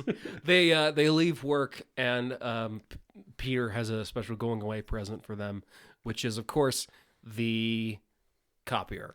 Yeah. And this is the famous scene where they destroy a copier to the sounds of gangster rap. It's the thing that you know from this movie. It rocks. It still rules. It's so fucking funny when Michael Bolton... Michael starts going too hard, and they have to like hold him and back. They have to hold yeah, him back. That always makes me laugh. They're like, he's already dead. They're like pulling him off. They don't say that, but that's the vibe. And I was again hooting and hollering. I was laughing so fucking hard when he's just pounding on the printer with his fists, and Peter and Samir are like, get off him. And it's all in slow-mo, and the gangster rap's going. It's great. The thing that Drew mentions before they kill the printer is like he's basically like talking about how Tom got fired, and then and then Tom tried to kill himself by shutting himself in his garage and leaving the engine running in his car. And the way that this is delivered is like, this is perfect black comedy. Yeah. It's so funny and so dark at the same time, where it's like, this guy was laid off and is going to end his life. And Drew's like, yeah. And then he saw his wife showed up and ruined his suicide attempt. And then he looked at her and decided he wanted to live. Can you believe that? Yeah. And, but anyway, so then he was like, oh, but check this. The next thing that happened is he fucking got plowed into by a drunk driver. He's getting a huge settlement. The next big thing is we basically go to Tom's barbecue. Yeah. Because he's throwing a big party to celebrate his $1 million settlement from being permanently crippled by a drunk driver, which I was saying before is such, again, perfect black comedy, so bleak that he is so happy that this happened to him, because he's like, I never have to work again. I'm set for life. Yeah. And I'm like, oh yeah, this is the world we live in. This is the country that we have made for ourselves. And his dream, the thing that he's always wanted to do, which is alluded to earlier. It's so sad. Is the jump to conclusions. Yeah, and he's using his settlement as like startup cash. Yeah. To get this going. And it's such shit. It's so bad. It's really bad. Which is also very funny, because it's like, yeah, it is interesting to be like, oh, we shouldn't have to live our lives as office drones. You should be able to pursue your passions. Yeah. And it's like, but what if your passion sucks? Like, what if the thing that you want to do is bad and does not add any value to the world? And that's just kind of like a dark idea that this movie touches on and doesn't fully explore, because that's not what it's about. But I like that it's like in here a little bit. Leave us a review on Apple Podcasts and let us know if the podcast sucks. But don't. I can't take it. Yeah, this podcast is our version of the jump to conclusions. Yeah. I'd love to live in a world where I don't have to do shit and I just get to talk about movies all the time and drink beer. That'd be nice. But we don't live in that world. We live in the world of Office Space. So when they're driving to Tom's barbecue, Peter and Joanna are in the car chatting. And I did just want to call out that I've said Jennifer Aniston has never worked for me as well here as she does in this movie as an actress. She also has never been more attractive to me in literally anything than she is in the two scenes when they're in the car going to and from Tom's party, because she is my exact type. This is the type of every single woman I have ever had any kind of romantic anything with has been this type, which is short girl with big soda. What? She's got a big ass Pepsi cup in this scene in the car, and Jennifer Aniston is short. She's only 5'5", And every single woman who I have ever had any kind of romantic attachment to has been a short girl who, when our relationship was initiated, frequently drank big ass gas station sodas, like huge ass, like 32 ounce or above, 64 plus ounce sodas. That's the type of woman I've always gone for. A short girl with big soda. Okay. That's my type. That's my lane. Nice. I married one. Yeah. Well, I don't know that I've seen her with a big soda. Yeah. High Priestess Pod is not known to be seen with big sodas much recently. However, early in our relationship, she was fully short girl with big soda. I know she does enjoy a bevy. Yeah. She does enjoy a bevy. She still, from time to time, will consume a big soda. And anytime she does, I'm like, that's my girl. That's my short girl with a big soda. That soda's so fucking big. The podmaster just stopped by the the doorway to give me a very perplexed look. I've told you this before. The podmaster came by to let me know that I need to issue an addendum to this. Which is that it was always diet soda, because she doesn't want people to think that she was giving herself diabetes by consuming 800 calories of liquid sugar.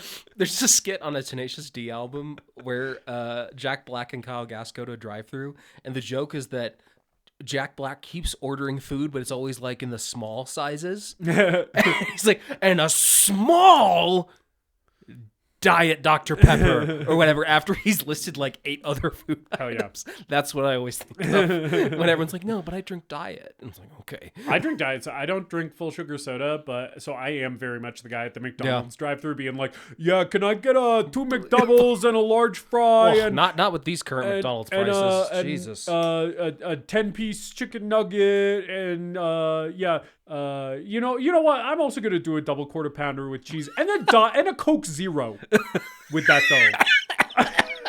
Is very much me. Yeah. Anyway, short girl with big soda. I don't know. So then they go to Tom's party and we see the jump to conclusions band and it sucks. And we're in the backyard and I love that there's this guy who only shows up for one scene. I don't know if this was a cameo because I didn't recognize this guy at all, but he's talking to Samir and Michael. He's a lawyer. Yeah, he's a lawyer. He also shows up in the pound me in the ass prison dream sequence. Yeah. But he's talking to Samir and Michael and he's basically like, because they've been talking about how for this software thing, even if they get caught, they would just go to white collar prison. And he's like, oh no, white collar prison's no joke. He's like, though I've heard the thing that you want to do is the first day either beat somebody up or become someone's bitch. Then you'll be fine. And Samir and Michael are both like quaking in their boots. They also find out from Drew, or Peter finds out from Drew. Drew shows back up in Drew, this. this is the other time that Drew shows up in this movie, and he's making eyes at Jennifer Aniston, and finds out that Peter's dating her, and he's like, oh, she's been around the block. Hell, Lumberg fucked her. Yeah. I think this movie is very much catering to a white male audience. 1000%. And the white male experience of working in an office. Yep. We get a little bit of stuff with Jennifer Aniston at Tchotchkes, which is really more of a side plot than anything else. This is a movie about being a white guy at an office. It's very much about the white male experience, yeah. As such, I think the whole plot with Peter fixating over Joanna fucking Lumberg is kind of shitty and misogynistic. Yeah.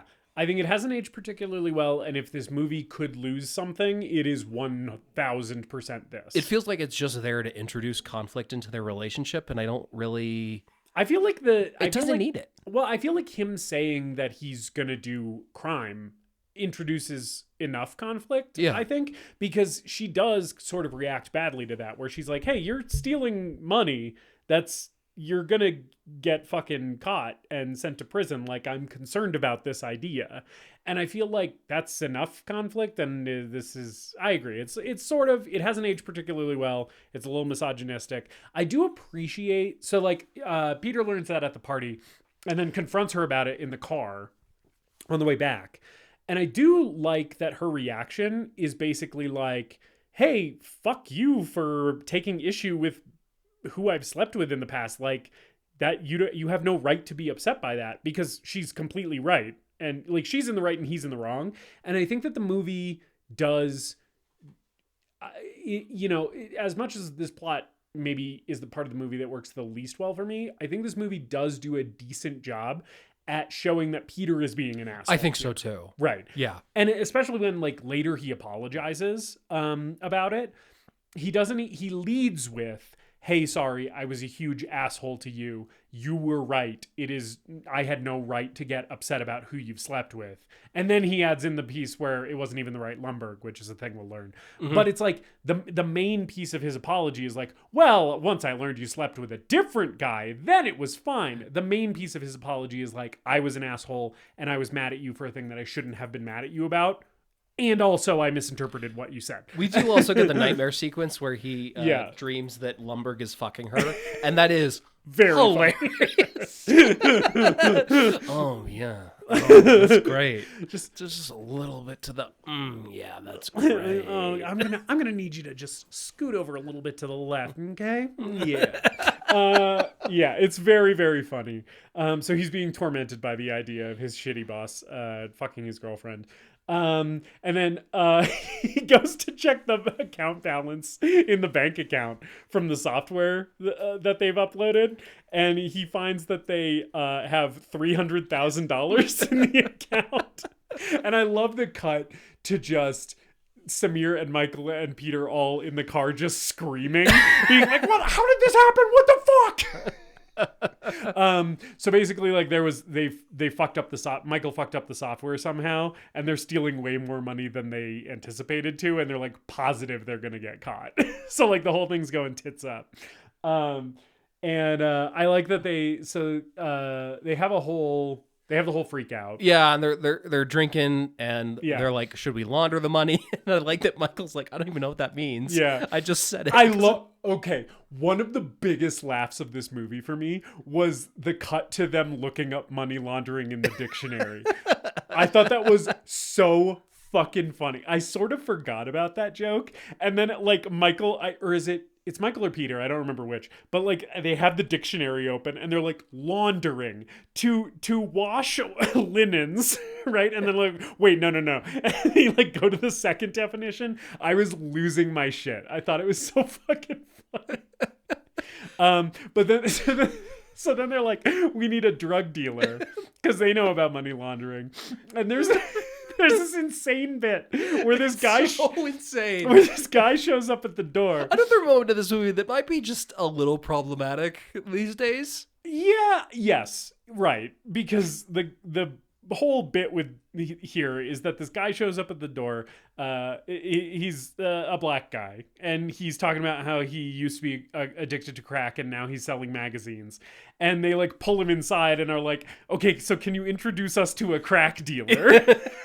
And he finally breaks. He's like, "I'm not actually crack. I know, I'm actually addicted to crack. I'm an unemployed software engineer, and I'm making more money selling magazines." See, it is problematic, but the part about him being an unemployed software engineer is so fucking funny. Well, and I also like where he's like, they're like, "Oh shit, we just told you all that stuff," and then he's like, "Okay."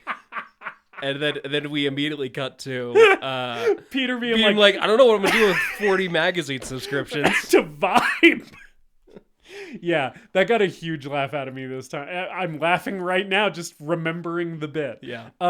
It is a little problematic probably, but the whole bit with him buying 40 subscriptions to buy the guy's silence is very funny to Some me. point around here, Joanna also quits her job at Oh, Tchotchke's yes. because of her flair. Yeah, we haven't talked about the whole Flair thing. So her boss, Stan, at Tchotchke's, I said before, this man is a deeply evil human being. Yeah. This man is the devil incarnate, because he's a fucking earlier you kind of made a reference to the whole "we're not a company, we're family" Oh thing. yeah. Stan is very much like a "we're all family here" ass motherfucker, where he's like, "Well, if you really care about the job, you should do more than the bare minimum." And like, so the whole thing, if you've seen the movie, you know what we're talking about. She's got 15 pieces of flair. That's the minimum. And Stan keeps badgering her about this and basically being like, you need to express your individuality more by doing more than the bare minimum. They're pins that are on their outfits. Which is not something I knew. I didn't know that flair was a thing until I saw this movie. Yeah, I don't even know if this is a real thing at most at any real chain restaurants, but I imagine it's inspired by something. I don't know. Regardless, the spirit of this conflict feels very true. I've also worked in food service as well. And so a lot of the stuff at Tchotchkes too, I was like, yep, I have seen these dynamics as well, where it's like the fucking commandeering front of house manager who's like a fucking total failure of a human being who has just like landed in a managerial role at a chain restaurant and is like lording his tiny amount of power over all of the front of house staff with like an iron fist. Like I've met this guy. And yeah, so he's very passive aggressive and very condescending about the whole flair thing. And the scene with Jennifer Aniston quitting her job is, again, one of my favorite scenes in this movie. I love the whole, don't you want to express yourself? And she just flips him off. She gives him this, the thing. This is me expressing myself. This is me expressing myself. And she like puts it directly in his face. And I love that Stan like averts his eyes from the middle finger like he's offended. He's like, oh, disgusting. Get that out of my face. She also flips off some of the customers, which is very funny. So yeah, she gets out of there. I hate this job and I don't need it. And I was like, go off, queen. Yeah. So Have you ever? Yeah. Because we're talking about our jobs on this episode.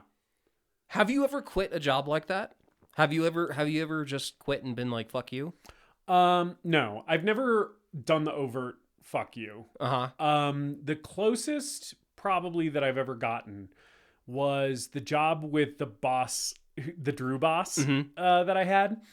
That one, when I quit, they tried to get me to stay very hard, because they were, it was a smaller workforce at that employer, like not very many employees. So one person leaving was kind of a big deal. They were going to have to like, since I didn't really give any notice, I pretty much quit effective immediately. I didn't give them a lot of time to like hire somebody else.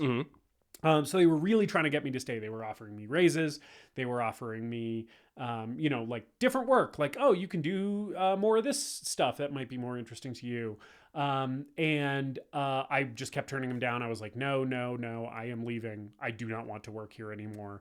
But I never did the full fuck you. The closest I got was they reached out to me a few months later after I had quit and was working somewhere else.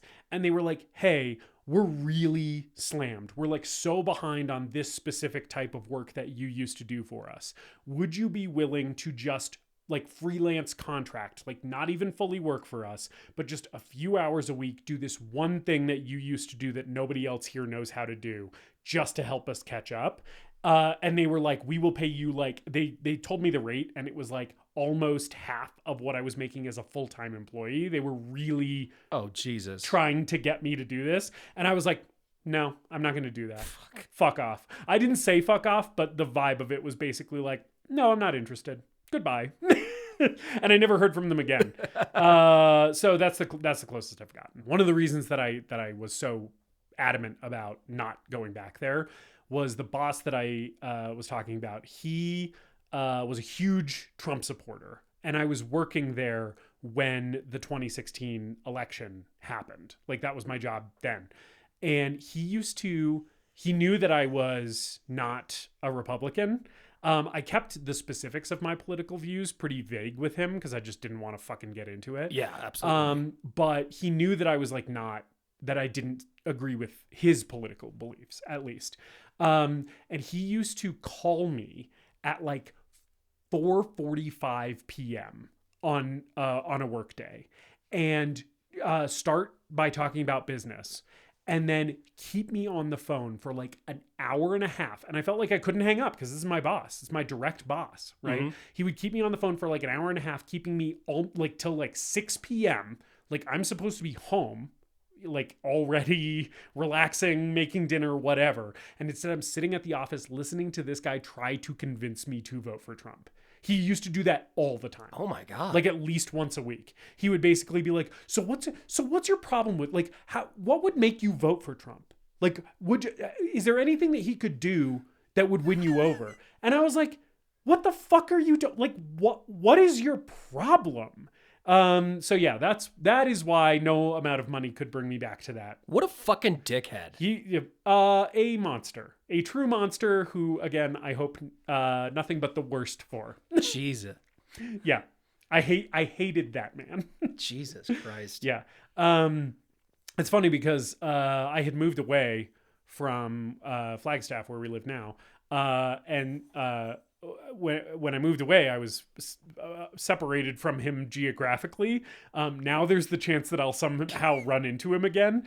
I really hope if I do, he doesn't recognize me because I've shaved my head since then. So hopefully he just like won't, and gotten a bunch of tattoos. Mm-hmm. So hopefully if I ever see him around town, he's just not even going to know who I am. Because I think if he even tried to speak to me, I would scream. So the job where I worked for Lumberg, where I was doing I was working in a small department and working on the weekends and shit like that, we accumulated a lot of time off because I just couldn't take time off, because if I was gone, there was maybe one person to cover the job of two people, and stuff would fall behind. The Lumberg guy eventually got laid off and fired because of his inappropriate behavior by a corporation that came in to buy out the company. The corporation that came in to buy out the company is very much like the one that does so in this movie. And I was very unhappy with the way things were going, and I started looking for another job, and got a confirmation, got a new job lined up, and picked a date to start there, and scheduled all of my time off. I had 3 weeks of time off, and I scheduled it all at once, made up some excuse about I'm going to go on a trip across the country with my family. And in reality, what I was going to do was spend a couple of weeks slacking off at home, doing nothing. And then I did actually schedule a trip to go see a friend. And I sent my email of resignation the morning that I was supposed to come back at an airport halfway across the country to fly back home after seeing my friend. Hell yeah. And it was a 2-sentence email. It was a 1-sentence email. I hereby tender my resignation, effective immediately. And I hit send, closed my laptop, and never had to think about that place ever again. Hell yeah. That rocks. It was so cathartic. Yeah.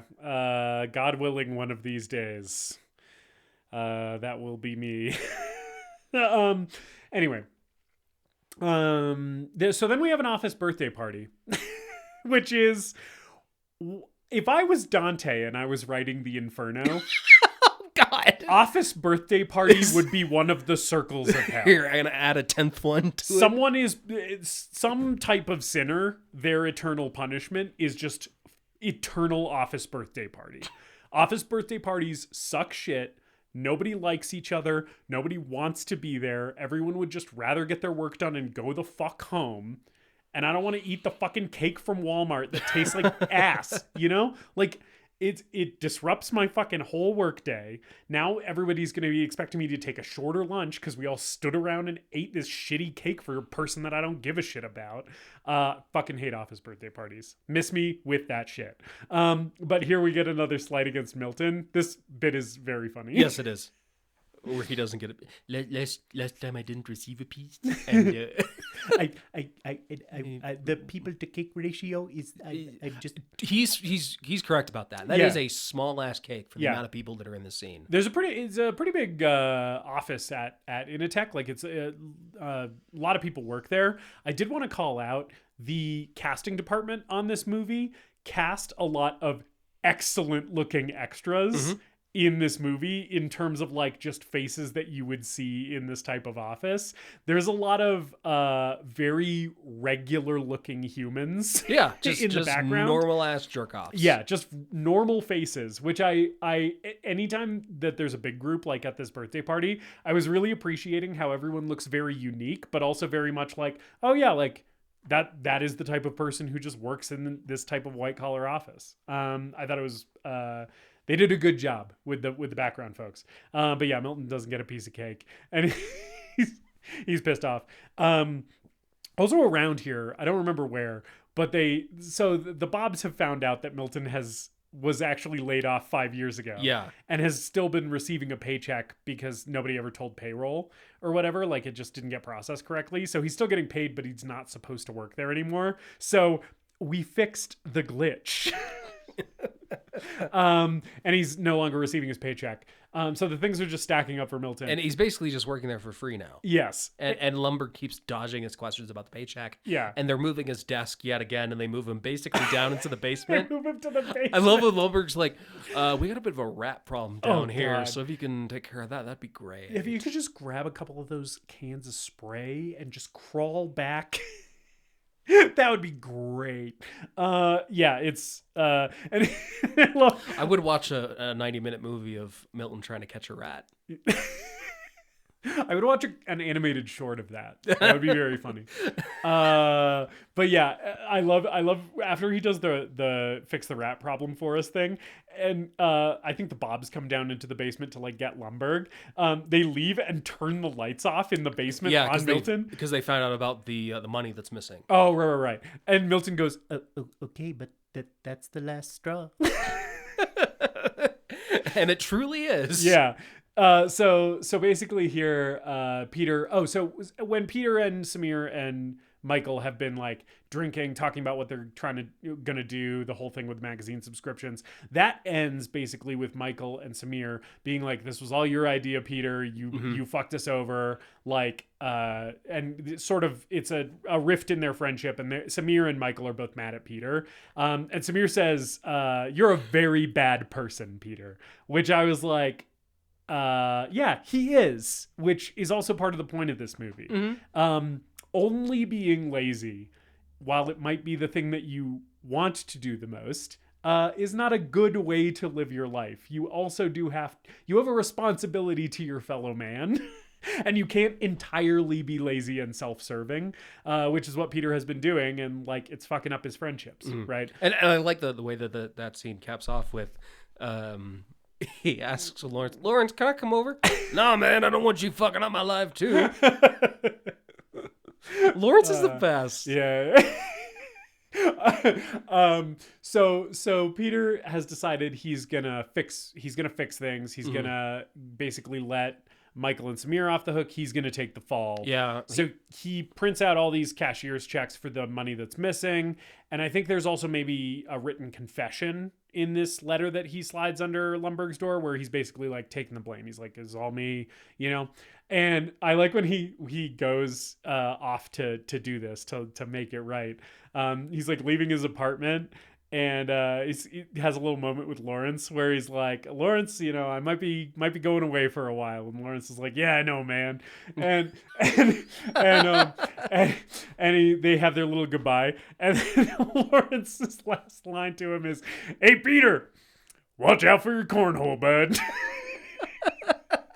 Which I laughed out loud at a lot of things in this movie. That line this time, I probably laughed for 2.5 consecutive minutes after I was just laughing and laughing and laughing. Just also for the record, I was high on marijuana when I watched this film, so that might have contributed to it. There's a George Carlin bit that I won't steal from about the word cornhole, but needless to say, underused word. It's a good word, cornhole. Yeah, it's viscerally disgusting, which I think is what you want. Well, that's part of it. It's That's part of the Carlin bit where he's like, it's a man's word. Shotgun, tow truck, cornhole. Exactly. That's funny. God bless George Carlin. Rest in peace. R.I.P. Anyway, so Peter slides this envelope with the cashier's checks and his confession under Lumberg's door. I like the moment where he like does it and all confidently is like, yes, I did the right thing, and walks away, and then he immediately runs back to the door, tries to get it out. Yeah. Peter apologizes to Joanna. They make up. Yeah. He She's working at Flingers now. And the next morning he drives to Initech, expecting that he's going to get arrested, and finds that the building has been set on fire. Hell yeah.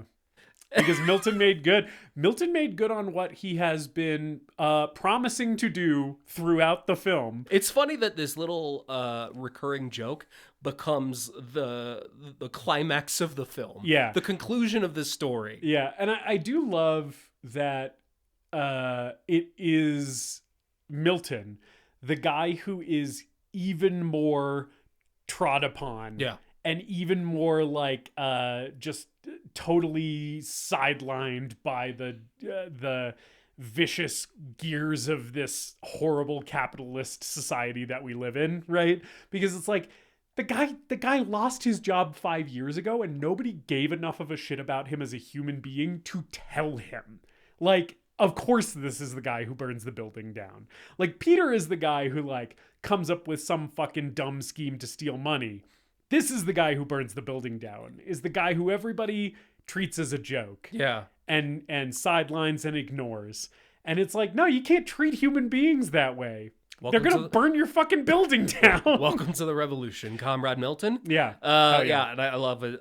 Maybe not welcome to the revolution, Comrade Milton, based on what he does with the money. And Stephen Root's performance here is great, where he's like trying to sneak away. I love him trying to get a closer look at the fire first, though. He sneaks away when shit starts exploding, where he's like, oh, maybe I should be seated here. But before he's trying to get a better look, and he's like, excuse me, I was here first, because he really wants to see the building burn. Peter starts working at a construction job with Lawrence. He runs into Samir and Michael, who are working at the rival tech company that they've been talking about the whole movie, and they basically ask him how it is, and they say it's a job. Yep. Right? And I love the exchange that he and Lawrence have, where Peter's like, you know what, this is a good, working outside, getting exercise. It's a good job or whatever. And Lawrence is just like, fucking A, man. Peter's like, fucking A. Yeah. It's nice that he found something. Yeah. Right. And again, I think we often look down on manual labor jobs, and it's nice that he finds his passion and finds something that makes him happy. Yeah. In an unexpected place. And then the movie closes with Milton sitting on a beach somewhere, and sipping on a drink. Yeah, and he's like, "Excuse me, I asked for a pina colada, and I was brought a Mai Tai, and I said no salt. No salt on the rim of the margarita, but there were big grains of salt." So he has not changed, but at least he gets to go on vacation. Yeah, good for him. And then I love the waiter who comes to like hear his complaints about his drink. Is like, oh yes, of course, senor. And then as he's walking away, he's like, pinche gringo. And we basically go out on, it's like a dissolve zoom out on Milton just on this tropical beach, continuously complaining until the credits start, which is very funny. And Stephen Root is the fucking man. Yeah. And then we go out on an original hip hop song that was written for the movie and references the events of the movie, which I always appreciate. That's pretty awesome. I always like great when the end credits song is written for the movie and just talks about what you just saw. It's fun. Justice. Yeah. That's Office Space. That's Office Space. Is it the greatest movie ever made? David, this movie, like I said before, has aged very well for me. It gets better every time I see it. The longer I work at a white-collar office job, the more it resonates with me, the funnier it gets. I laughed so hard. I also felt so deeply upset and horrified, and was also examining my life choices and how the way that I continue to interact with my workplace it defines me as a human being, and whether I'm happy with what that says about me or not. So this movie made me laugh. This movie made me think. It always does. I think it's packed full of great performances. Stephen Root and Jennifer Aniston, who we've already talked about at length, being a couple of the standouts here. Is it the greatest movie ever made? David, I only got one answer for that, which is fucking A, man. It's the greatest movie ever made. All right. David, is Office Space the greatest movie ever made? Justice! Yeah. Like you, this movie has aged really well for me. Something I relate to a lot more now that I've had some time to work in an office. I think it's funny as hell. I think the performances are great. I'll call out, again, Gary Cole and Ron Livingston. Yeah. And Diedrich Bader, who plays Lawrence. Just a great little cast of characters all across the board here. It's very comforting to me. It's but again, like we said, it made me confront some existential dread within myself. But does so in a way that's still very funny, very clever, very relatable, and easy to watch. I think some things haven't held up so well, particularly with Jennifer Aniston's character. The whole misogynistic plotline with her. I also would have loved a little bit more stuff with her at Tchotchkes. Yeah, I agree. And I think the second half of this movie is a little bit weaker than the first. I think it hits that nice sweet spot when Peter starts slacking off at work and we get the damn it feels good to be a gangster montage. That's really when the movie's really working for me. And I love the usage of hip hop. I think the hip hop music is so well done in this movie. So I'm going to go ahead and say, while this might not be in my upper echelon of movies of all time, it's probably somewhere on my top 10 comedies list. And while I'm watching it, I really don't really care about much else in the world. So yeah, I'll go ahead and say I think this is probably a light greatest movie ever made. Hell yeah. You're not going to go wrong with some Office Space, in my opinion. Yeah. If it's been a while since you revisited this one, or if you've never seen it, give it a watch. It's a fun time. Yeah. It's funny as fuck, and it's like we've been saying, it's a very like thoughtful and cutting satire as well. Speaking of thoughtful and cutting satires, Justice, next week we are aping out. We're going ape shit. We're going full gorilla mode. We are talking about the original Planet of the Apes, starring NRA's poster boy Charlton Heston. From my cold, dead hands. You damn dirty ape. He doesn't say that in the movie, thankfully. Charlton Heston, a complicated man. We'll talk about it maybe more next week. Yeah. But definitely a guy who, you look at the stuff that he did in his life, the political causes he stood for, and it's like, oh, hey, very pro-civil rights. Like that. Ooh, really, really pro-NRA. Maybe less enthused about that. Interesting guy. Anyway. But I am quite enthused about returning to the original Planet of the Apes, which is one that I've only recently watched the whole way through for the first time. Yeah. One that I've caught a little bit on TV, and we'll talk about it. But the new Kingdom of the Planet of the Apes movies coming out. I'm a big fan of the new Planet of the Apes movies. I wanted to find an excuse to talk about some monkeys. Yeah. And I figured this was probably a good one to tie in with that new film. Yup. So, yeah, we're tying in with a new release, but not in the Dune way where we're just actually talking about it. Yeah. So join us next week for some monkey business. Yes. In the meantime, do all that shit where you tell people about the show. We'd love to have some new listeners and leave a review. Tell people about the show. I already said that. Yeah. I'm really getting bad at this.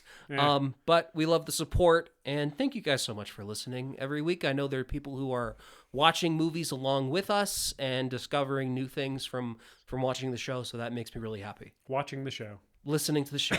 Watching with your ears. Watching with your ears. And as always, Later, dipshits. My stapler. Later, dipshits. We didn't talk about this thing. We didn't. We hope you enjoyed this episode of The Greatest Movie Ever Made. Please remember to leave us a rating and a review, and to subscribe to the show wherever you listen. We appreciate you supporting the show and spreading the word. Tell your friends to listen, tell your enemies to listen, tell your mom to listen. If your neighbor has an unsecured Bluetooth speaker, connect to it and play an episode. You can follow us on social media at TGMEM_podcast, and if you've got a movie that you want us to talk about, send us an email at thegreatestmoviepodcast@gmail.com.